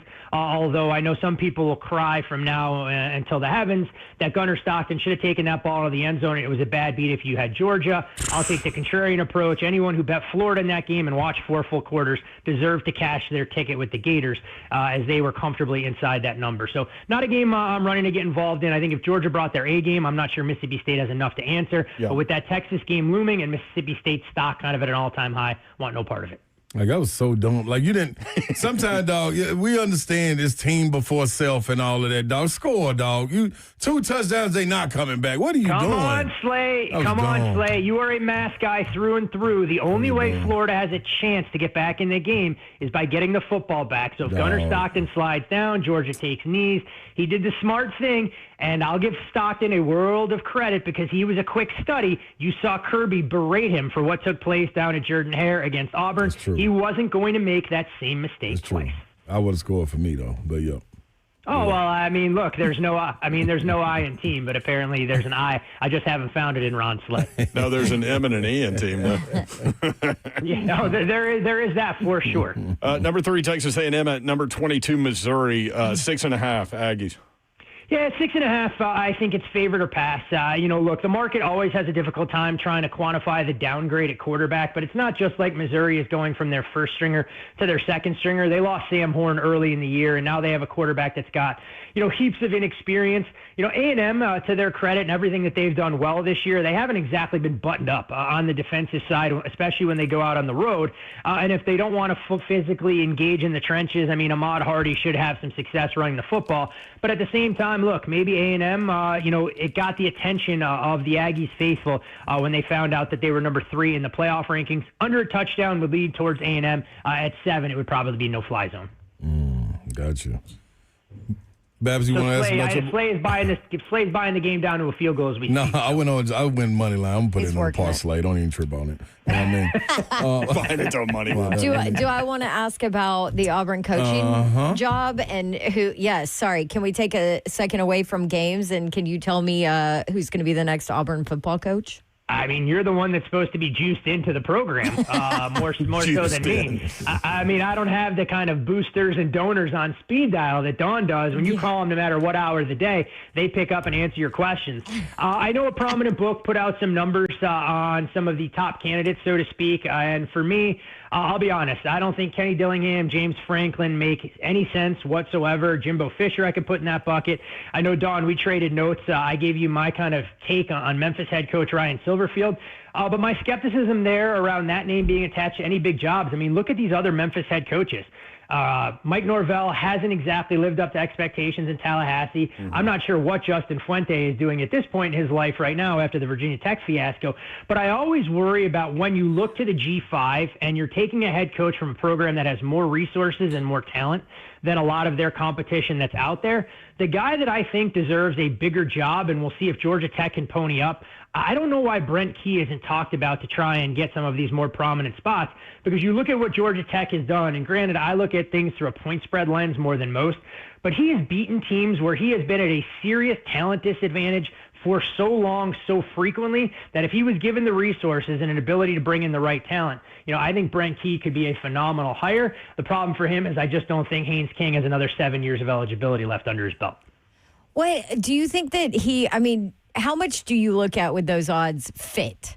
Not much. Okay. In terms of, the way it gets priced, it's a lot more for buzz than anything else. It's not the most liquid market, as I know we've spoken about it before. And having created some of these odds myself in the past, look, we put John Gruden on the list to be the next Tennessee head coach because we knew it would draw buzz and people would want to talk about it more than anything else, not thinking it was an actual possibility. And quite frankly, I want to say we put Peyton Manning on there as well back in the day. So I wouldn't look too much into these particular odds. But I do think these teams that are consistently looking for coaches have to identify fit rather than just chasing a name. How many times can you continue to make the same mistakes, whether you're in Auburn, whether you're in LSU or some of these other programs that are out there? Florida. The problem is, though, I get that they have to sell to the alumni. They have to sell to the donors and everybody else, that sometimes the sizzle is greater than the substance. I'd be looking in this day and age for a young, hungry coordinator or a coach whose performance is flying under the radar, because if you can win by coaching up talent elsewhere and you can recruit, I think that's invaluable in the NIL era compared to what it would have been years ago, where you put somebody with a big figurehead and that CEO presence on the sidelines, and you knew that they were going to go out there and win games. Perfect example. Look at where Ohio State is now when Ryan Day has taken over compared to the way that they were trending with Urban Meyer on the sidelines. John Summerall is that guy, too, in Tulane. Yeah, he's going to have a powerful job. I think he is a phenomenal option. I wonder where he's going to end up in this coaching cycle. I thought he was going to be towards the top of the list, but the more people I've talked to said that, he may not even be, inside Auburn's top 3. Of course, that's subject to change, and we'll see. Right. But this is a head coach who took Troy back from the dead, restored them. He's kept Tulane at a high level and has ties, to a lot of those high schools that he need to recruit from throughout Alabama and the rest of the South. He's from there. Speaking of that game, Auburn at number 16, Vanderbilt. Vanderbilt came from way back against Texas. Could have had that onside kick at the end. Auburn gets the interim coach jump. Where are we with this game? I think dog and under make a lot of sense. There's a reason the 7s were bought up pretty early on. we're kind of looking at Vandy, a 6.5-point favorite across the board, total down a tick from 46 to 45.5. Look, the strength of this Auburn football team all year has been their defense, and now you promote DJ Durkin as interim head coach. I can't imagine that the defense is going to have any quit in them. And judging by what I saw last week against the vaunted Kentucky Wildcats defense, the offense couldn't possibly get worse than what we saw in that 3-point offensive outburst. So we'll see what goes on at the quarterback position. You know, for me, the questions I have about Vanderbilt are how their corners will be able to potentially defend the likes of Cam Coleman and company. So I think Auburn hangs around in this game. I think it's relatively low scoring. And, you know, if the number gets back to 7, Auburn will most likely make my card. But we're getting into prices now with this Vanderbilt team that I don't have any appetite to try and lay against a team that has arguably the much better defense than Auburn. Mm-hmm. Todd Furman, our guy in Vegas. LSU Bama. What we got going? Another interim coach. Mm-hmm. Yeah, another interim head coach bump, but this a little bit more of a daunting task. Going on the road to Tuscaloosa as they take on a top 5 team. LSU, of course, just looking to do everything they can to play spoiler at this point as their kind of national championship, or I should say college football playoff aspirations have long since been dashed. I want to do a little bit more digging here to see if LSU is going to get healthier on the defensive side. It was one of the better stop units in the country early on. But you can only overcome so many injuries to key contributors. But Alabama, you know, laying double digits is a little bit of a perilous proposition. They haven't been able to run the football, and if they get one-dimensional, LSU can do enough to generate a bit of a pass rush. I think with an interim head coach down there at LSU, you're going to get the Tigers committing to run the football and keep Alabama's high-powered offense on the sideline. So when I look at this total, a little bit surprised to see it getting bet up. But for me, that would be the angle that I'd be much more inclined to take, betting it under the total, thinking that these two defenses could have a level of success. Y'all want to talk about Florida and Kentucky? Florida, 3.5-point favorite at Kentucky. Number here says Kentucky, extremely live. You always wonder again about the new coach bump for Florida if they emptied the tank last week against Georgia and they're a little bit flat in this particular spot. I mean, this is a Kentucky team that I have to give credit to. I didn't have much in the way of expectations for them coming into the year, but once they made the change at quarterback, they're getting a little bit more out of Cutter Boley. And the fact that Kentucky comes into this game 3-5, I know it's a little bit of an uphill battle, but if you're able to upset Florida here, you have a home game against Tennessee Tech. Suddenly the Wildcats are 5-5, and they'd have to steal one on the road, either at Vandy or at Louisville to get bowl eligible. And so Mark Stoops deserves a world of credit for what he's been able to accomplish there. I look at the total, though, and I think this number is a little bit low. I actually think both of these offenses will have success. When you look at how the two teams have defended explosive pass plays, that's one of their vulnerabilities. Always scary knowing that this game could be played at a very slow pace and tempo, but I think 43.5 is a touch low. My numbers come in more in that 45.5 range. Gotcha. Todd Furman, our guy in Vegas, at Todd Furman. Looking down the list, Oregon at Iowa, number 9 against number 20. Oregon, a 6.5-point favorite on the road. Tough place to play.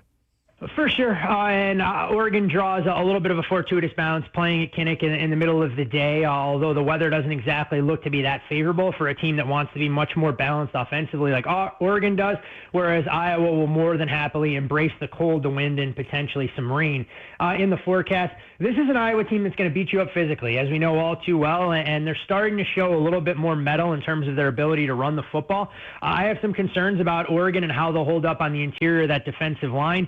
Look, Indiana went into their building and bullied them. That's the brand of football that Iowa wants to play here. And knowing that Iowa's had 2 weeks to kind of scheme up some defensive looks to confuse Dante Moore, I think Iowa's a live underdog, but the angle I like better in this game is betting the first half and taking Iowa plus the 3 there. If Iowa gets themselves behind the 8 ball, I don't think they have enough offense to come back, but I do think they could have a couple wrinkles on both sides that allows us to cover the plus 3 and get out of this game after 30 minutes rather than sweating the full 60. A couple of questions coming from the chat. Where do you have Tennessee on your power ranking?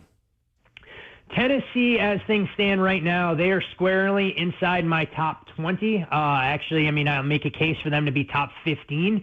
And if people are wondering if they were to take on Texas right now on a neutral field, I would make that game a pick-em. So that's kind of where I sit from a pure power number standpoint. But keep in mind, when I share these numbers, that's not necessarily how I bet the game based on some of the X's and O's that are associated with it. Right. But this is a Tennessee team that I think is still extremely talented offensively. My problem is that when they stepped up in class, as we've seen against elite-level defenses. They just don't have a secondary pitch.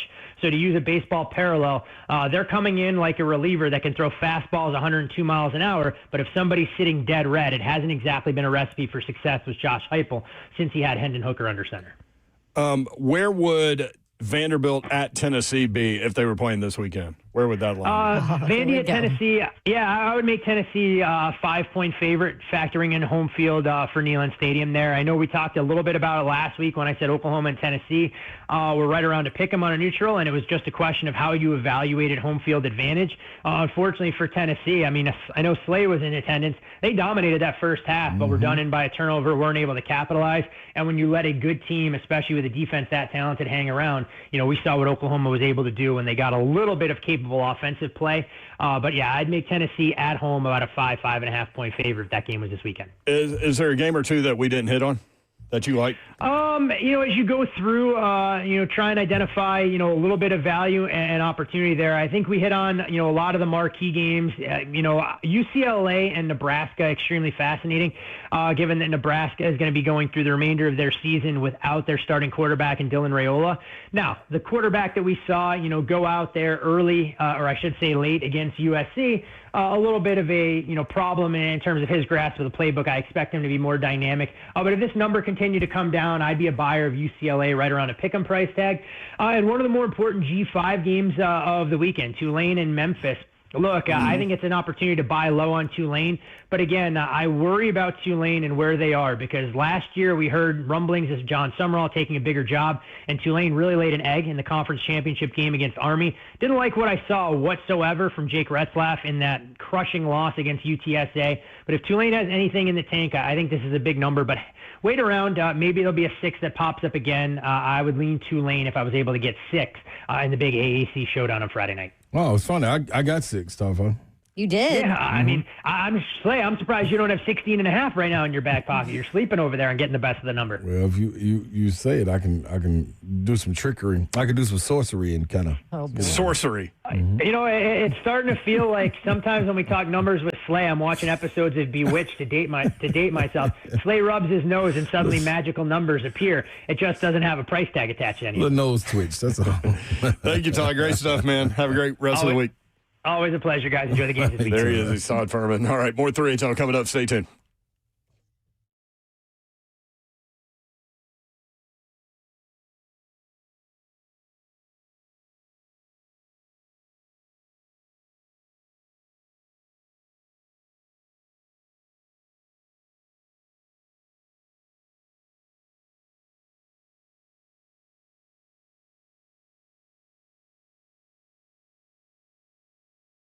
Go up to Dodge Chrysler Jeep Ram. That's where you need to go to get that next new vehicle. You can get it done this month. They've got all kinds of deals going on. You can find them online. Go up to motors.com. All the November deals they have are right there. Also, the dealership information, address, phone number, very important things that can get you in touch and to them.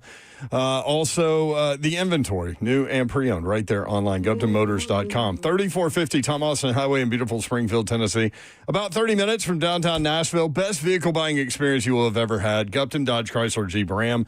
Go up there, tell them what you're looking for. They will point you in the right direction. Take your test drive, go inside. They will help make the numbers work, and it'll be that easy. 24 West Exit 35 is about 9 miles outside the city, and beautiful drive into the best vehicle buying experience you will have ever had. Gupton Dodge Chrysler Jeep Ram.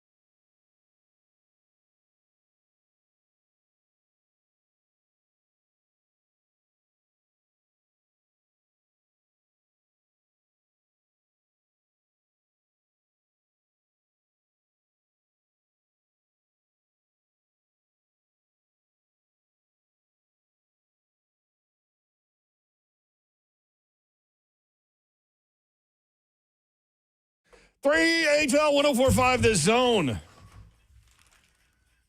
Britt Doherty, Don Davenport, and Ron Slay. Man, it's going to be cold Sunday and Monday. Low Sunday night, 29. Monday, 24. High temperature Monday, 46. It's a little chilly. That's all. That's it. Just a little chilly. Yeah, but Babs gets cold when it's 75. Man, Babs get cold all the time. Not just 75. It's all the time. I'm always cold. Hey, does this song make you feel like you're at Wisconsin? Your one would know. I That's did. what I was experienced saying. that. I was like, actually, I don't think I've ever worked a game there. I've worked Wisconsin a bunch, but never at home. I went to Wisconsin and MTSU, and that game was a game going into the fourth quarter. Crazy, huh? Well, Wisconsin's now won 2 games this year, and Luke Fickell, who everybody wanted, remember? Everybody wanted him. Y'all fans looking for a coach, everybody wanted that dude. Mm-hmm. And they're 2-6.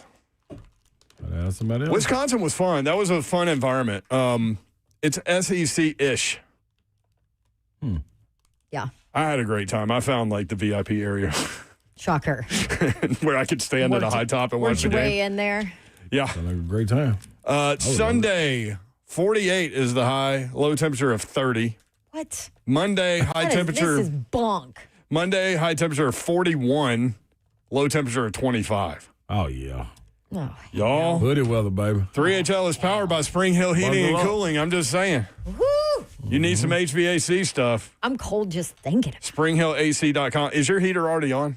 Yeah. Yeah. You know this. You've already burned through the that smell when you turn the heater on? Yep. That happened last week. Your poor husband. I know. He can't win because in the summer, I want it at 65 when we go to sleep. Funny. And he hates it. I love that. And then in the winter, too. I'm like, God, I turn it way so down. cold. I turn it way down to sleep. But I was going to say this about your place. It's either really hot in there or really cold in there. Yeah, there's really no in between. And it's all my fault. I own it. Okay. You know, he's married. He's not in control anymore. Jeremy Fowler from ESPN says that Titans defensive tackle Jeffrey Simmons was indeed off limits. The Titans had interest from teams on wide receiver Calvin Ridley and tight end Chig Okonkwo, but they wanted something significant to take playmakers away from Cam, is what Jeremy Fowler said. You look befuddled. You're a lot. You can. Was it the playmaker thing that I got just you? said, let's whatever it is, let's just get it done, guys. I'll be there when y'all let me know to be there. That's why, is it like the party that you think is going to be cranking, but it's going to take a while, and like you don't want to show up too early? No, it's the party that I've been to over and over and over again, and it thinking it would be great, and it wasn't. Yeah, it's not even a DJ. People just keep on setting up battery operated radios. And the batteries go. Then nobody got no batteries to make the party continue to go. So I'm just sitting there. But I keep showing operated radios. Yeah, I'm there. What station is it? Are those radios? I have no earthly idea. I don't know. It's like the poltergeist thing, but with radio. I'm just out here, man. It's like what do they call it? The green noise or whatever? The brown noise. What's the best noise to sleep to? White noise. No, brown. No, that's the old days. Brown. I think brown is the one everybody does now. Look at that. I've managed to befuddle 2 of y'all now. Why do noises have colors? I don't know, but they got every color. If you scroll through it on your iPhone, every color. Who would go to brown is my favorite. What is brown noise? Who would have an iPhone? It's much Everybody, more it's like- it's much more subtle than white noise. Because Baby Babs and I argue about what noise to have on at night. They gave me no explanation. Who wins I'm that sorry. battle? It's more subtle. It's not as like. Who wins that battle? Who do you think wins that battle? Baby Babs. She sure does. Did you hear her do the brown noise? Snort. That put me to sleep right now. Well, don't, because Tony V is scheduled to be here. Tony Vitello is scheduled to be in studio. He's making his way through traffic over here. So we look forward to seeing him. Yeah, we do have that here. Tony V, that's not just a new thing for you, man. Although, where is he going? Where he's going, he's about to get a whole lot of that traffic thing. So both y'all have a giveaway. I feel like I see Slay's prize closet kind of starting to open a little bit. You want to hit it, Slade? I'm gone. The All-Pro Dad Experience coming to Nissan Stadium this Friday. The All-Pro Dad Experience is an opportunity for dads to connect with their kids and learn practical fatherhood tips through interactive games and relationship building exercises. Be caller number 5 now to win a VIP family experience, 615-737-1045. To learn more or to purchase tickets, visit allprodad.com. Use promo code DAD, D-A-D, for an additional $5 off family passes. Well, that's an easy promo code. Mm-hmm. DAD. D-A-D. There you go, y'all. Do you want me to give mine away too, or do you want to wait? Oh, we double up. Nah, we could maybe Tony V could give it away. Okay. It's OAR at First Bank Amphitheater with special guests Gavin DeGraw and KT Tunstall. I bet Tony Vitello would enjoy that show. I wonder if he'll enjoy going in studio boom boom room. We're going to see. I know that. We'll be right back.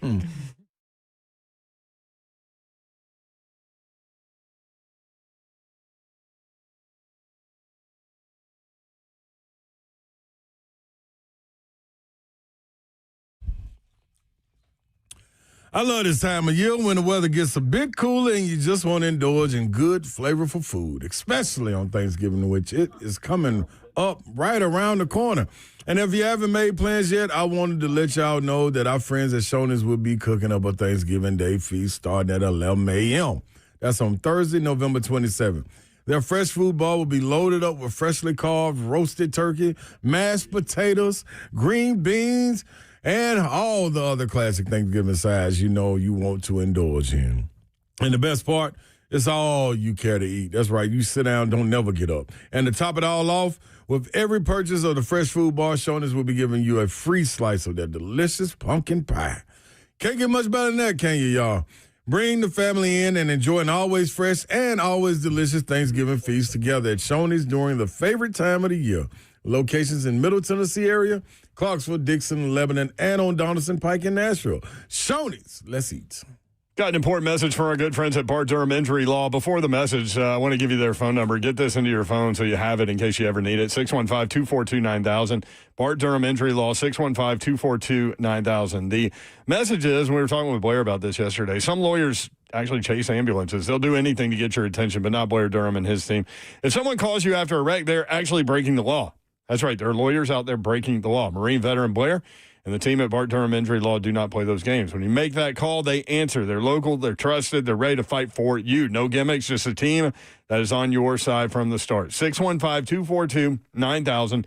That's 615-242-9000. If you or someone you love is ever in a wreck, remember Blair's number or simply get it into your phone. 615-242-9000.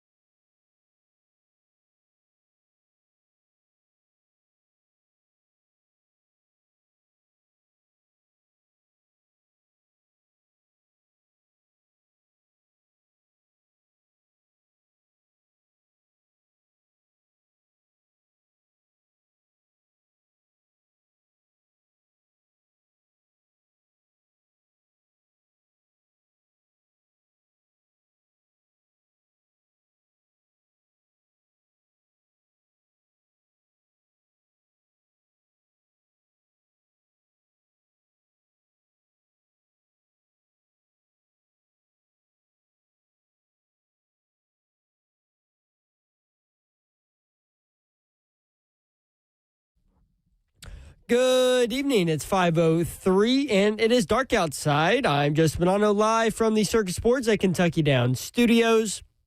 The Titans have been awarded safety Jarek Reed off of waivers from the Seattle Seahawks. Reed was waived by Seattle on Tuesday after being promoted from the active roster. Reed was a 6th-round pick in the 2023 NFL Draft out of New Mexico. He has played in 10 games as a rookie and 19 games over the last 3 seasons. In NFL news today, Cardinals placed quarterback Kyler Murray on IR due to a foot injury, meaning he will now miss a minimum of 4 games. Cardinals hope that this will give Murray a chance to focus on rehabbing his foot injury and that he is committed to getting back as soon as possible. Jacoby Brissett will be the starter for Arizona. Texans head coach DeMeco Ryans said quarterback C.J. Stroud will be out this week versus the Jaguars as he remains in concussion protocol. Texans quarterback Davis Mills will get the start. For our foundation repair, waterproofing needs, you need to visit USSTN.com. Breaking news at once on your home of the Titans and Balls. This is 104.5 The Zone.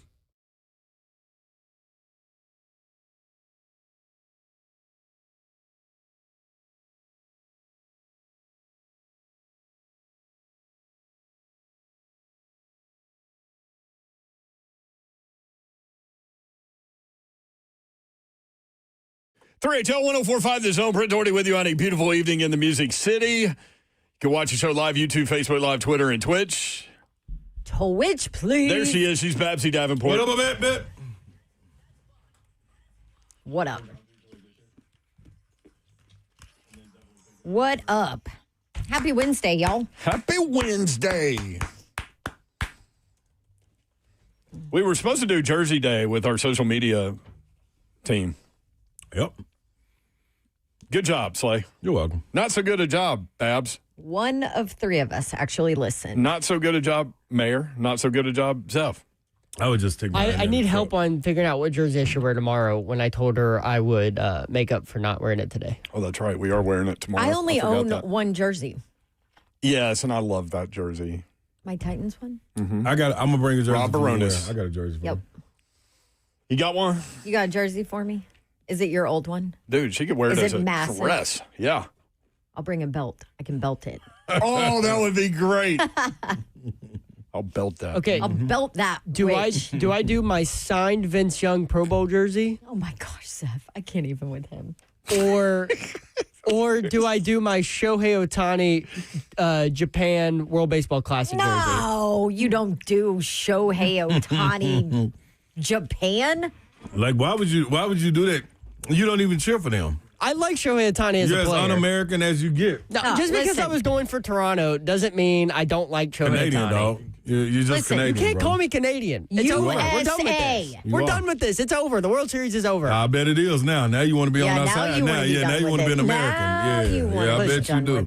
You know, since we're talking Major League Baseball, Tony Vitello in studio. Tony V, what's up, man? What's up, brother?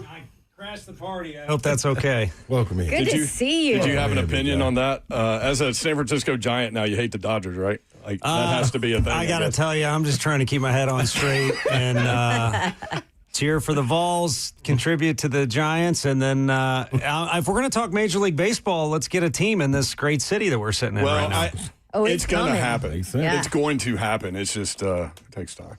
See, It takes maybe time. it'll be perfect timing, Coach. Are you For planning you. me getting fired? No, This guy I'm gets planning. fired. They figure out this guy doesn't belong. He gets fired. Right back to Tennessee. No, I'm planning on you rocking it there. And then when Nashville gets a team, you're like, well, I love the city of Nashville. I might as well come here and run that bad boy. I hear you. Well, either way, it would be great for the city. There's so much to offer here to everybody. One of our best players is actually here just for some off-season fun time this week. And a Major League Baseball team would make it complete for sure. Wow. No question about it. That opportunity, like as a kid playing the sport, did you always want to coach? Did you want to coach at the college level? Did you have dreams of being a Major League umpire? I mean, umpire. No, that wouldn't have worked out very well. You would throw yourself out. For so many reasons. Yeah, I would. Guy's arguing with himself out Yeah, there. you're out of order. You know, we love that movie. I think you know, for me, watching my dad and looking up to him, and also because I was a coach's son, I think I was more realistic about my own skill set.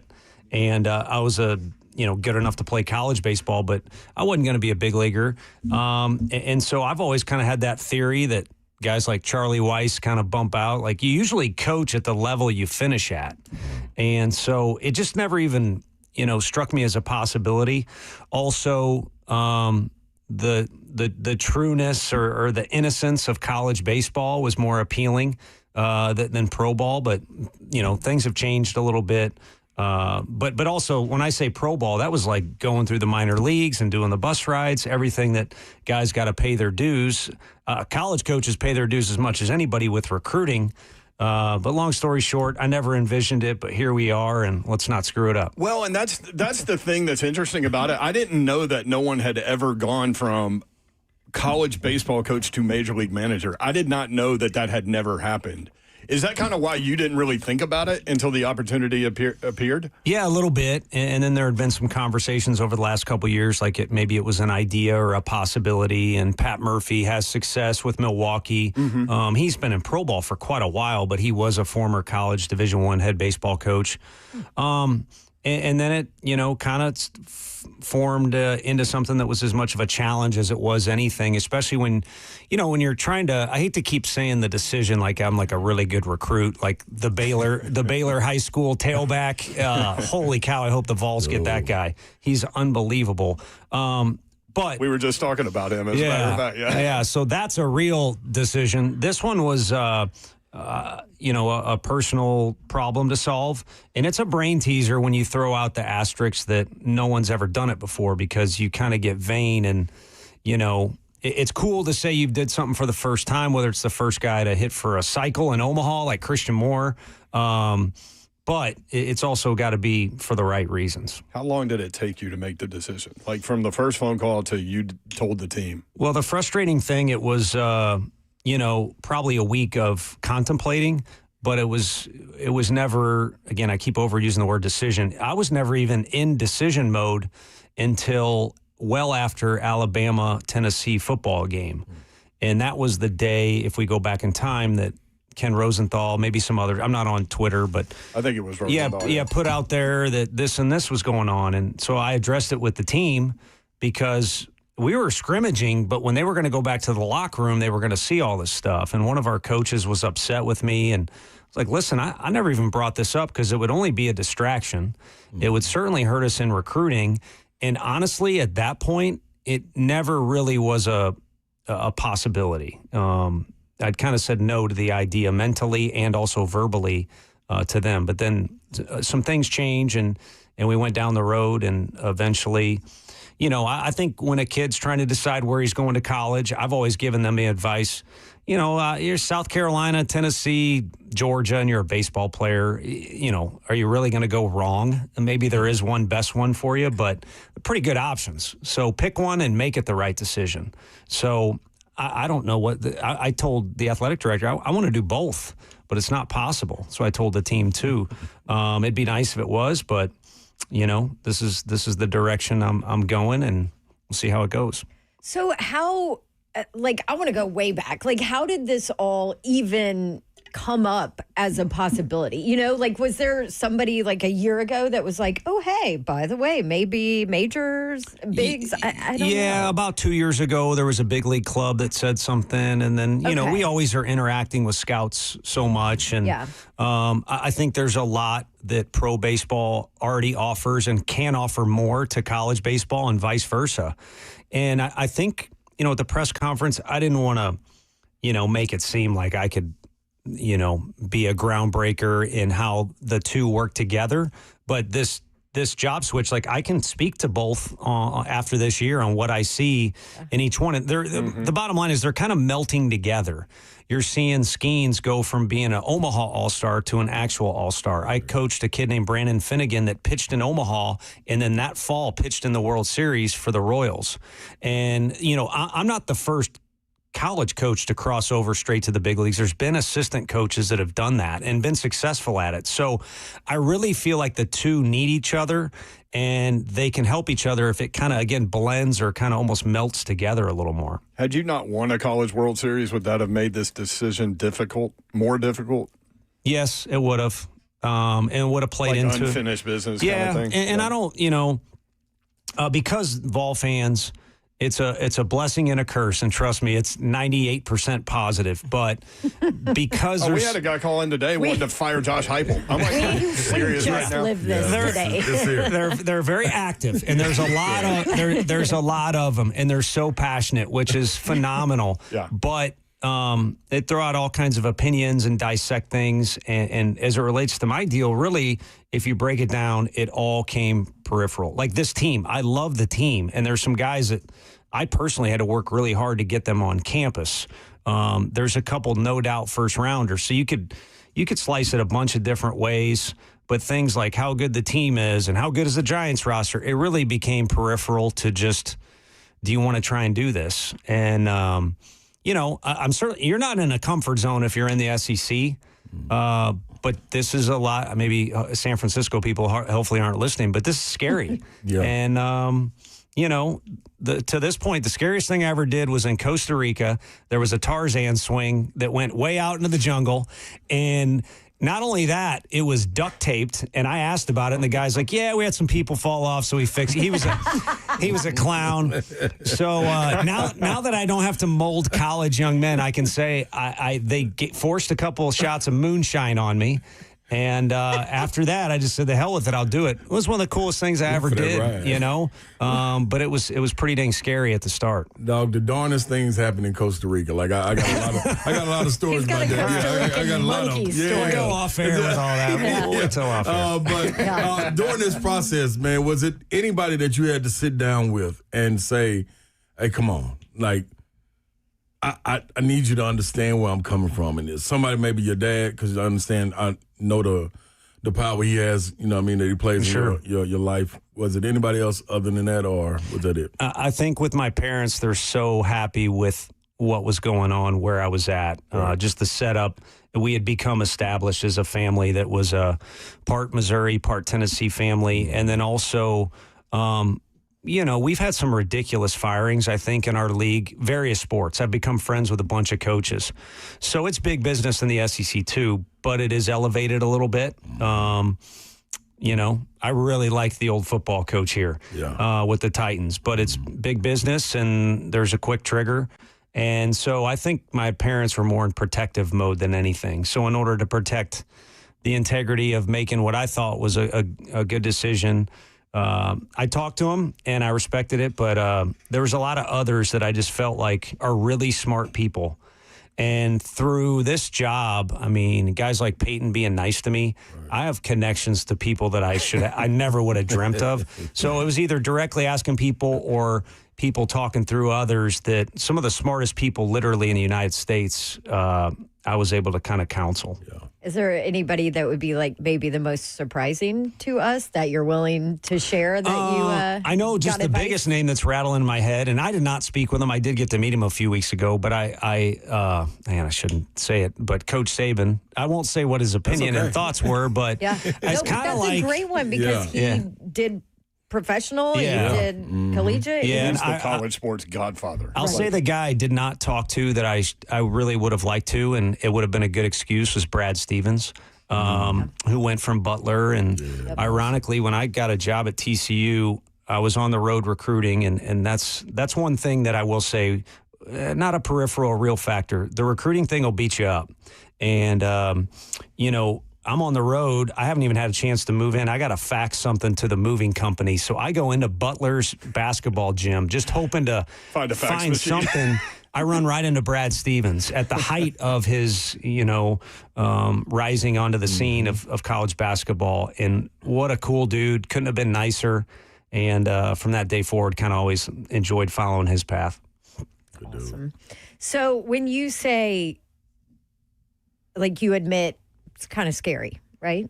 I mean, to make this jump, to make this move and all of that, like how do you individually handle scary? I think I look back on the other jobs and I was like, well, some of these thoughts or feelings, did I ever have them anywhere else? And the answer is no. And I don't think it was the circumstances of what I was jumping into. It was, if you switch jobs in college, you cannot breathe. The timing is awful. It's the middle of the summer.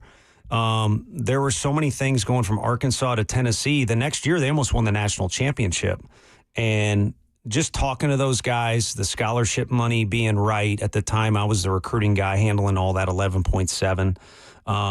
I was spending, it was a full-time job leaving Arkansas for a few weeks. And then at Tennessee, I actually was scouting in Arkansas, ironically, a Tennessee group the day I did my press conference. So it just, long story short, I'm trying to applaud the efforts of these college coaches that it is the lifeblood of your program. And if you're passionate about it, well, first of all, to keep your job, you're going to have to be passionate about it. Yeah. It is relentless. And this Especially is now. Yeah. This has been busy, but it's been a 9 to 5. And then any extra work you want to put in, it's busy. Back then, or with those changes, you don't really have a choice. You said you wanted to meet with the team before it all got out, and that did happen. How emotional was that? The first was anger and conviction to, I don't know what's going on, and if I did, I would tell you. I feel like I'm really close with those guys. And then the next one was, just so you know, I mean, because I could see them looking at me weird the next day. I'm in the facility, and it was more of a tone of this. There's potential something could happen, and we'll see. And, the third one was at this point, I'd already cried in front of the boys a couple times. So I started by saying, I gotta keep my wits about me here and not break down. But I paced back and forth in the room. And I've said it a bunch of times, but I want to keep saying it. That team is going to be good for a few reasons. But one is the way they handled what is kind of a big deal was incredible. And it was not one kid came up to me and said, I or me. They all talked about the situation and, it's cool. It was all about that. And then the coaching staff, a couple guys that took a little longer than others because they're worried about their future, but it came around too to where the whole group was very supportive, and that freed up me to kind of do whatever the heck I thought I should do. I'm guessing you were good with Josh Elander getting the job. Also, I loved what he said. He said, we're going to protect what we've built. And that was two ways, right? Like that. Yeah. That is a combination of a lot of people that have gotten y'all where you were. Yeah, I think when we first got there, it was a mad scramble of 3 people. And then we finished hiring our coaching staff. Quentin Eberhardt, the strength coach, was the last guy. It's about a team of 7. Well, we literally added at least one staff member every year, and we improved the facility every year, and now it's a monster once they finish it. It's become, something that Vol fans really hold close to their heart, and it should be protected. And I think whether it's Coach Saban or me or Coach Heupel or the football program here is doing well with the extra year guy. It's about players, and I think it's going to keep all those players together and the future players, the recruiting classes we put together. Well, if it was any question, man, if you cut this man open, there's some orange pouring up out of him. I promise you. Let's take a quick break. Tony Vitello in studio. Thank you so much for doing this. We'll be right back. You going to boom room him? Absolutely. That's scary in person. Absolutely. Right next to him. Right next to him. All right, more with Tony Vitello next. 3HL.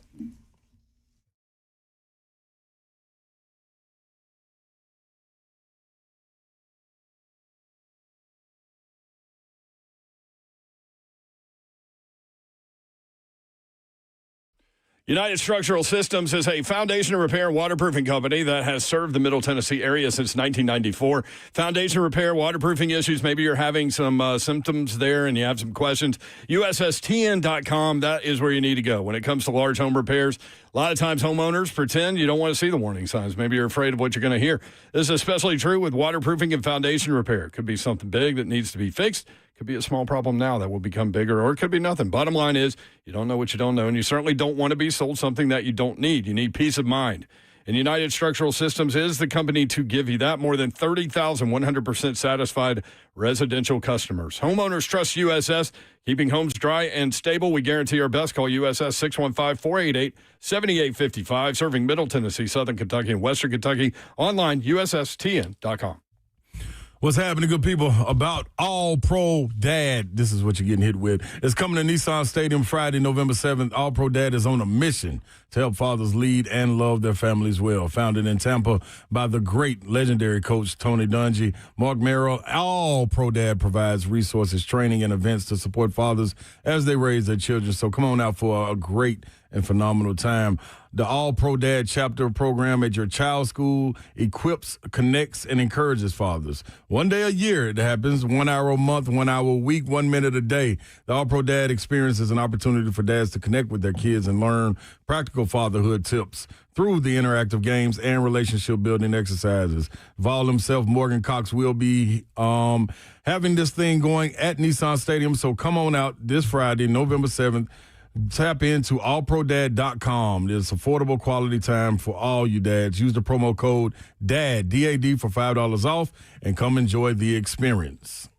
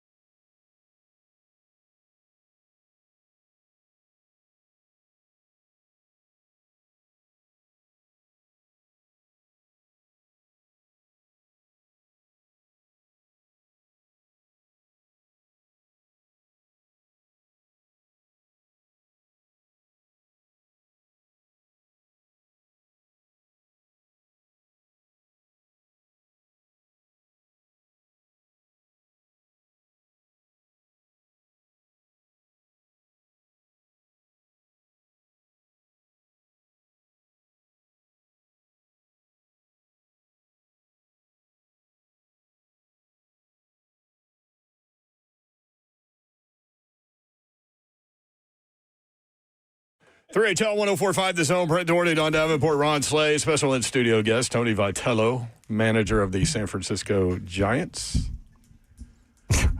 Still sounds weird for me. That sounds weird. I will say this. We, our producer in there. So, Slay and I both went to Tennessee and all these things. We loved you being there, but thinking through it, not having talked with you, but it made sense, right, to do the major league thing. And our producer in there was a little, I don't know, emotional on about edge, it? emotional. It was more sad than angry. Yeah. Well, no, it started angry. Yeah, I it think. was definitely angry. So, angry He at went the, through at the like Giants, all the stages of grief. Of Yeah. grief, yeah. That's what it was. So we were like, Zeph, whatever you do, don't call him, don't text him. Well, and then Babs over here was like, no, do it. I'm going to text him. Text him right now. I'm like, call him live on air. Come on, Jeff, go. Yeah, he's not dealing with anything. I probably would have missed it. The reason, anytime I could give myself an alibi, that Saturday thing created a lot of texts that I could not respond to. Yeah. So I already got behind. And then again, not that I'm anybody important, but kudos to Vol Nation. Anyone and everybody reached out. And so it's been an avalanche that I haven't been able to handle. But I will say this. It had to be the right thing. Like all these games I've gone to, I run into fans that are not baseball, people, I appreciate them saying don't leave. I say that humbly, but that was said to me a bunch. And there were a lot of years where it was just like, why are you even saying, why don't you say hello or how do you like the team? Like, I'm not going anywhere.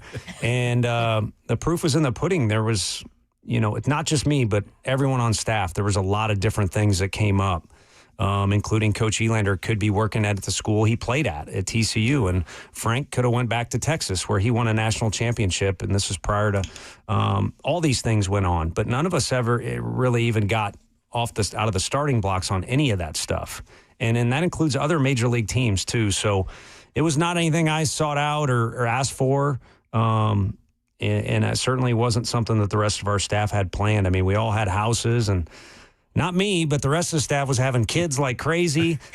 So the roots are in Tennessee, and I think that's why our group came together and got closer. And I'd like to think I'm still a very, very minor part of that. But in time of uncertainty, the whole group got closer, and that's where that word protect comes from. You read things, you hear things. I want to ask you, what was your interaction through the process like with Danny White? And there's a narrative out there that you guys didn't get along very well.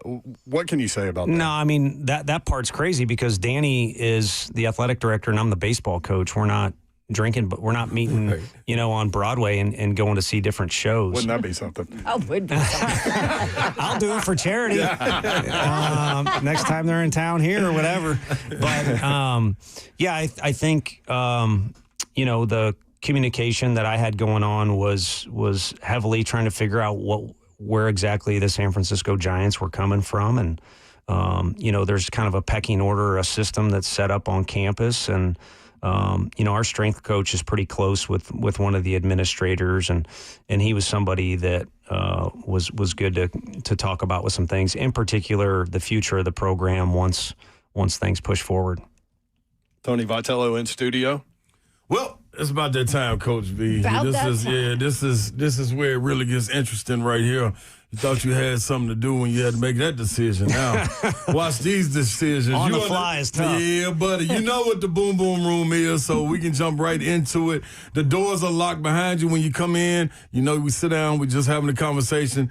You got to answer everything truthfully to the best of your ability. If you do so, the doors are unlocked and you are able to leave. Do you agree to these terms? I believe so. Yes. Zeph, lock the door. I believe so. I believe so. You know who loves going in the boom boom room? Who's that? Josh Heupel. Really? He will come find us if we're in the same place and ask to go into the boom boom room. Because he was a quarterback. He can handle pressure. I was second string defensive replacement pinch runner guy. Defensive replacement. Oh, there That's Heupel, yeah. He does seek it out, but you in here now. So let's cut the games. Do you understand what the magnitude of you taking this job or even being announced was? Because when it happened, there's only two things that can disturb the sports world. That's the NFL that doesn't stop, and college football that doesn't stop. College football was going on. Did you have any idea the magnitude that this was going to take on? I really didn't. And it was kind of more about being upset at not being able to control what was being relayed to our team. And then also, having peace to make a decision without distraction or other opinions floating around out there. Love that. All right. Biggest personal rival. The biggest personal rival. As a player first that you went against and you wanted to beat every time you went up against him. This can be from childhood all the way to you coaching now. Well, I've always considered myself a team guy, and the best player on our biggest team rival was Jason Worth, who now fancies himself and actually is a horse racing expert. He had a lot shorter hair. I would encourage anyone to look up Jason's picture of when he was younger. It's not the swaggy long hair and beard that he had with the Phillies and the Nats there at the end, but that jumps out. Okay. Now, give me the coach that you coached against, the guy that you always said, man, I couldn't get over the hump, but when I finally got him, I wanted to let him know. That's hard. Here we go. Very recent. Oh, yeah? Okay. Let me tell you why some of these questions are coming at you, because like you mentioned, Hype loves to come in the Boom Boom Room, and the last time he was in there, he said, these were softball questions for me. Yeah, I think there's some really good camaraderie within our league, but outside our league, if someone talks down to you or claims they have something you don't have, it's pretty personal. Otherwise, it's usually, the players decide the game. So very recent, that one was a good one. Okay, I can dig that. Lamborghini or Ferrari? Ooh. That's a tough one. Probably a Lamborghini. Now, California, it's a little less noticeable, but I don't think we need to be rolling around Knoxville in either one, to be honest with you. There's enough attention drawn there with our program and everything else. So, but anything Italian for me. Okay, hardest position to manage, pitchers, catchers, or other? Whew. I think catchers. It's the most demanding, the most detailed. You got to do it on both sides of the ball. Pitchers, certainly you feel like a shrink sometimes when you're coaching those guys. You can be a little harder on the catchers, but there's only one guy that touches the ball every pitch of the game, unless Yamamoto's pitching at times.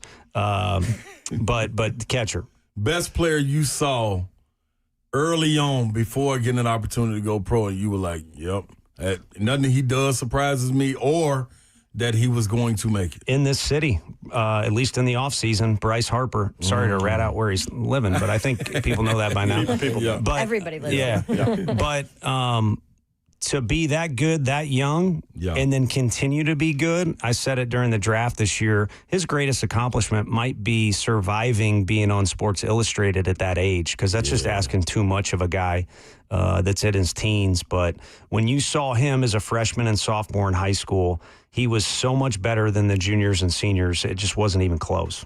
You can go back. My last one for you. You can go back in the time machine, and this guy that you saw play that never made it. Who was the best guy you saw play that never made it? Whether that be injury, whether that be circumstances in life, whatever it may be. That's the boom room for you. It's tough right off the jump. There's a lot of them, and some of them the guys wouldn't know the names if I threw them out there. That's but okay. That's why they got to research. I think Aaron Crow was not necessarily my answer, but we talked about him last night. He might have been the most entertaining baseball player I've seen in college. He was a right-handed Liam Doyle. And there was just a lot of that. And he was a Major League All-Star his rookie year, but his career ended a little too early. And I don't mean to bring up the negative because I love the guy. But there's so many guys that either don't make it, as you said, or get there. And I'm not so sure it's not even harder just to stay there at a high level in the NFL or the NBA, Major League Baseball. You think getting into Major League Baseball, you'll hear a crazier request in Major League Baseball than you ever heard in college? In this NIL movement? I think so. I know one player doesn't travel unless it's essential water, I think. Really? So everywhere the team goes, and he's still with that team, they got to carry cases of it, and it's only for him. And that's a funny deal. It's not a huge deal. Yeah. But if I know that and I never even stepped foot in a big league clubhouse, then there's got to be some juicy stuff coming that I'll have to share with you guys one day. Absolutely. Zelf, let him out of the boom boom room. Thank you so much. 1 week answer in there, but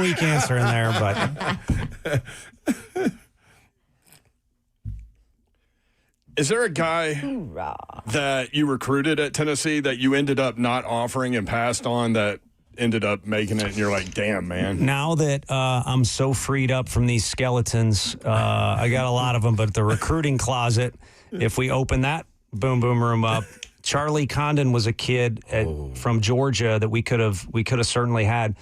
That was a tricky time because we never saw him in person. We could have. We had opportunities, and one scout for us went out, and flight delay. He ends up only seeing one at bat. So you're going off video.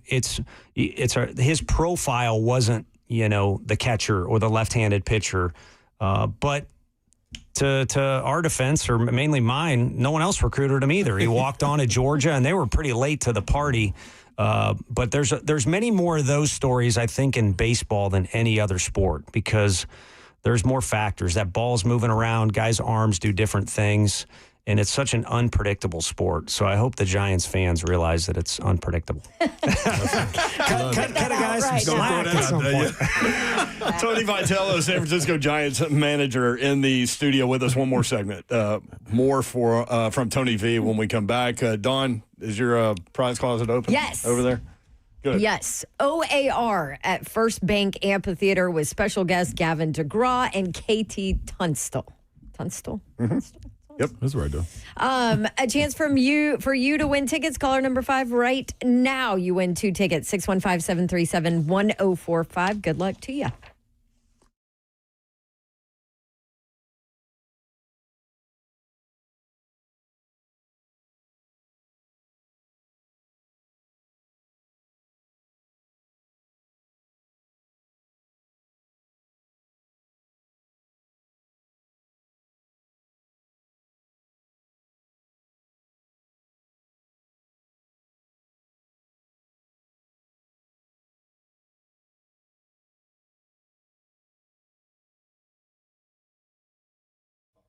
All right, y'all, it's time to get your body feeling right. Healthcare that is designed for your life, that is medicalhousecalls.com. Got to give a shout out to my guy, Chuck McDowell, man. Great weekend this past weekend. 615-838-2375. That's not his number. That is Medical House Calls number that you dive into. Primary health care, urgent care, IV therapy. All of it works, man. I've done the IV therapy. They've actually come on to the show while we've done it together as a team. Feeling fatigue, persistent illness, or injury, difficulty with focusing or being productive, well, you need to dive in. Athletic recovery, immune-boosting blends, rapid rehydration, energy boost. They will select the IV therapy that fits your needs, and that's vitamins, minerals, nutrients going straight to the bloodstream so you can be feeling like death. And right there, need to get that energy back in a day or so. I'm telling you, it works. So let Medical House Calls come to the door and get everything that you need. Primary care also. Calling in prescriptions as you need. This is here for you. MedicalHouseCalls.com. Healthcare designed for your life. If you need workspace, short-term, long-term, meeting space, maybe you have colleagues over the Middle Tennessee area and you need a centralized location, eSpaces.com. They've got 15 locations. You can see them all there and what they do, eSpaces.com. Redefining co-working with exceptional offices for every business. 2 new Middle Tennessee locations, Cool Springs at Corporate Center, Brentwood at City Park. That gives them 15 locations in the area. eSpaces.com. Designed for entrepreneurs, teams, established professionals, featuring private offices, team suites, meeting rooms, fully equipped, 24/7 access, flexible terms, beautiful professional spaces that are move-in ready. Whether you're scaling up or just getting started, eSpaces provides flexibility without compromise. Want to check them out? You can. Tours available now. Reserve your space early. eSpaces.com. That's eSpaces.com.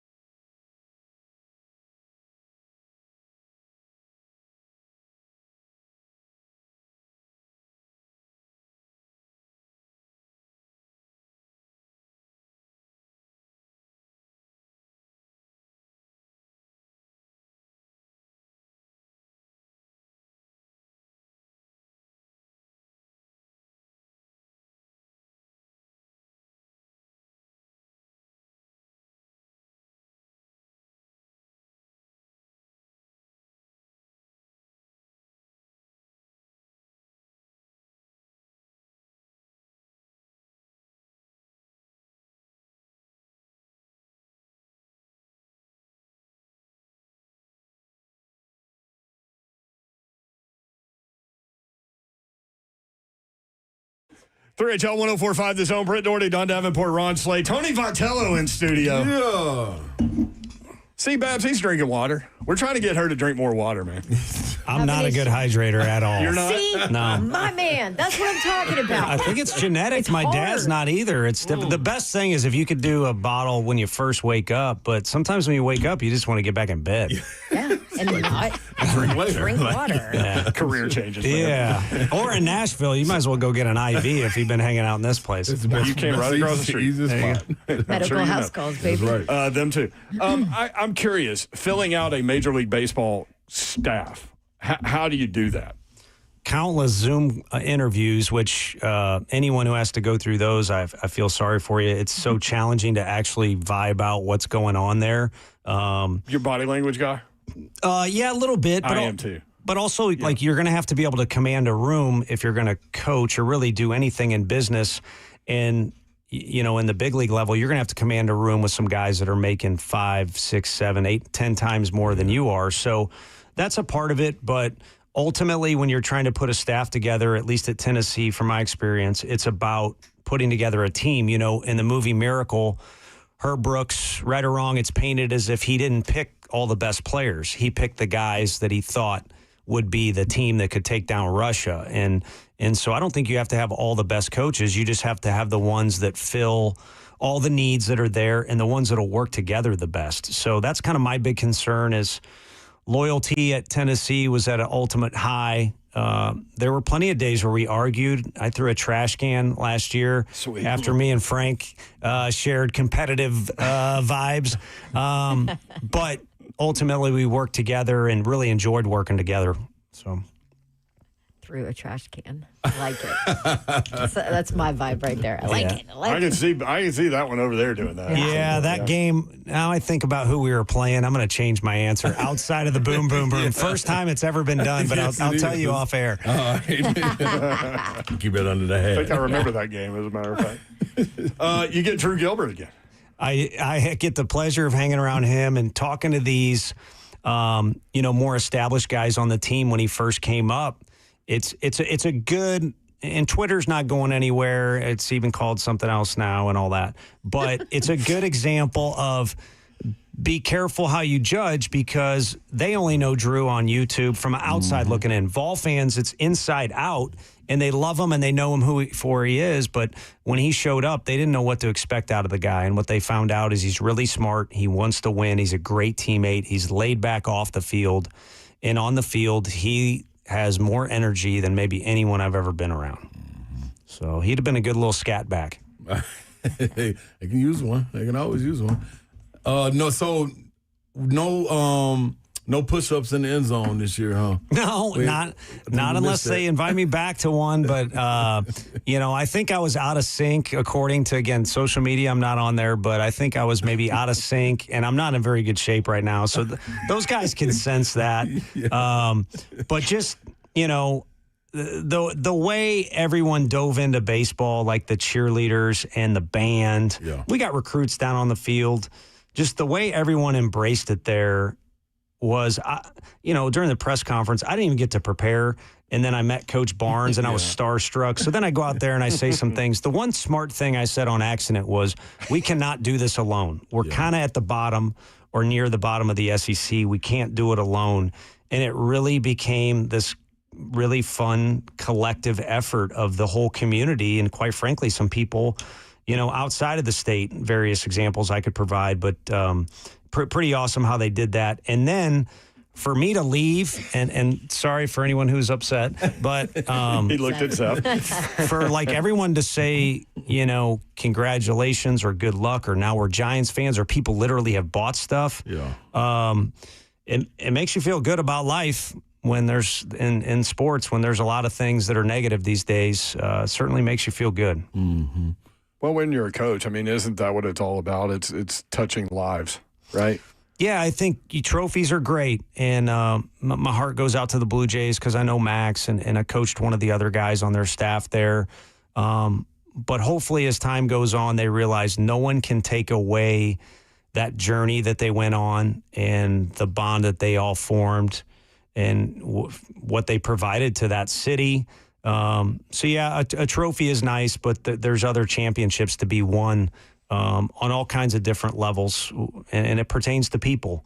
And that's what made me, taking another job. Everyone keeps saying leaving. I'm not leaving Tennessee unless I get thrown out or told to not come around anymore. Those relationships really made it difficult. But here's to keeping those relationships and forming new ones. Yeah.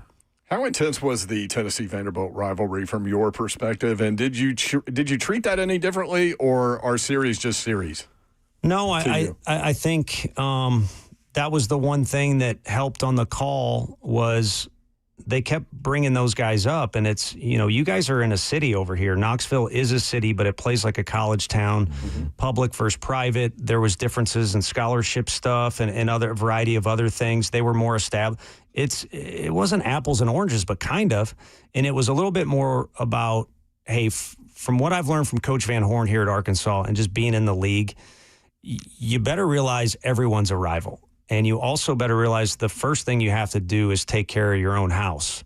And, if that gets good enough, maybe there's side stories and things like that. But, every series kind of took on its own, vibe. I mean, I get a text from, I'll just say a Tim Hudson, because I have so much respect for him as a competitor. I mean, during that one Auburn series, I thought someone was going to come kill me, and I thought our players were going to kill some of their players. It was as intense as it gets, and then I get this great message from a guy who's not only congratulating me, but thanking me. He was in that dugout on that staff at that time. That was that given weekend, that particular year, those two teams at that time of year. Sometimes you get into it, and then you play a team in Hoover down the road, and it's got a total different kind of sense to it. So the bottom line is it's the SEC. It is the best conference, amateur conference in the entire world, and things are going to get intense. But at the end of the day, we're all very blessed to take part in it, whether you're a fan, a coach, or a player, or a manager, or anybody else. So Zeph, our guy that was, so upset, this guy bleeds orange, right? Sure. Ball for life. Do you have a question for Coach? Should we allow you to come into this, Zeph, now that you've calmed down? I think I asked this Drew Gilbert question. Yeah, well, despite you not being in the dugout this year for Tennessee baseball at the brand new, renovated Lindsey Nelson Stadium, which looks great, by the way. It does. What do Vol fans have to look forward to that team that's down there in Knoxville? Yeah, and you've got that stadium, which, it'll be fully complete probably, in a year or so, how construction is, but it's taken shape and it's incredible. And you also have Randy Boyd Stadium for the Smokies downtown. You got two of the neatest ballparks in the country a mile apart. And then within our ballpark, to better answer your question, it's a cool list of guys.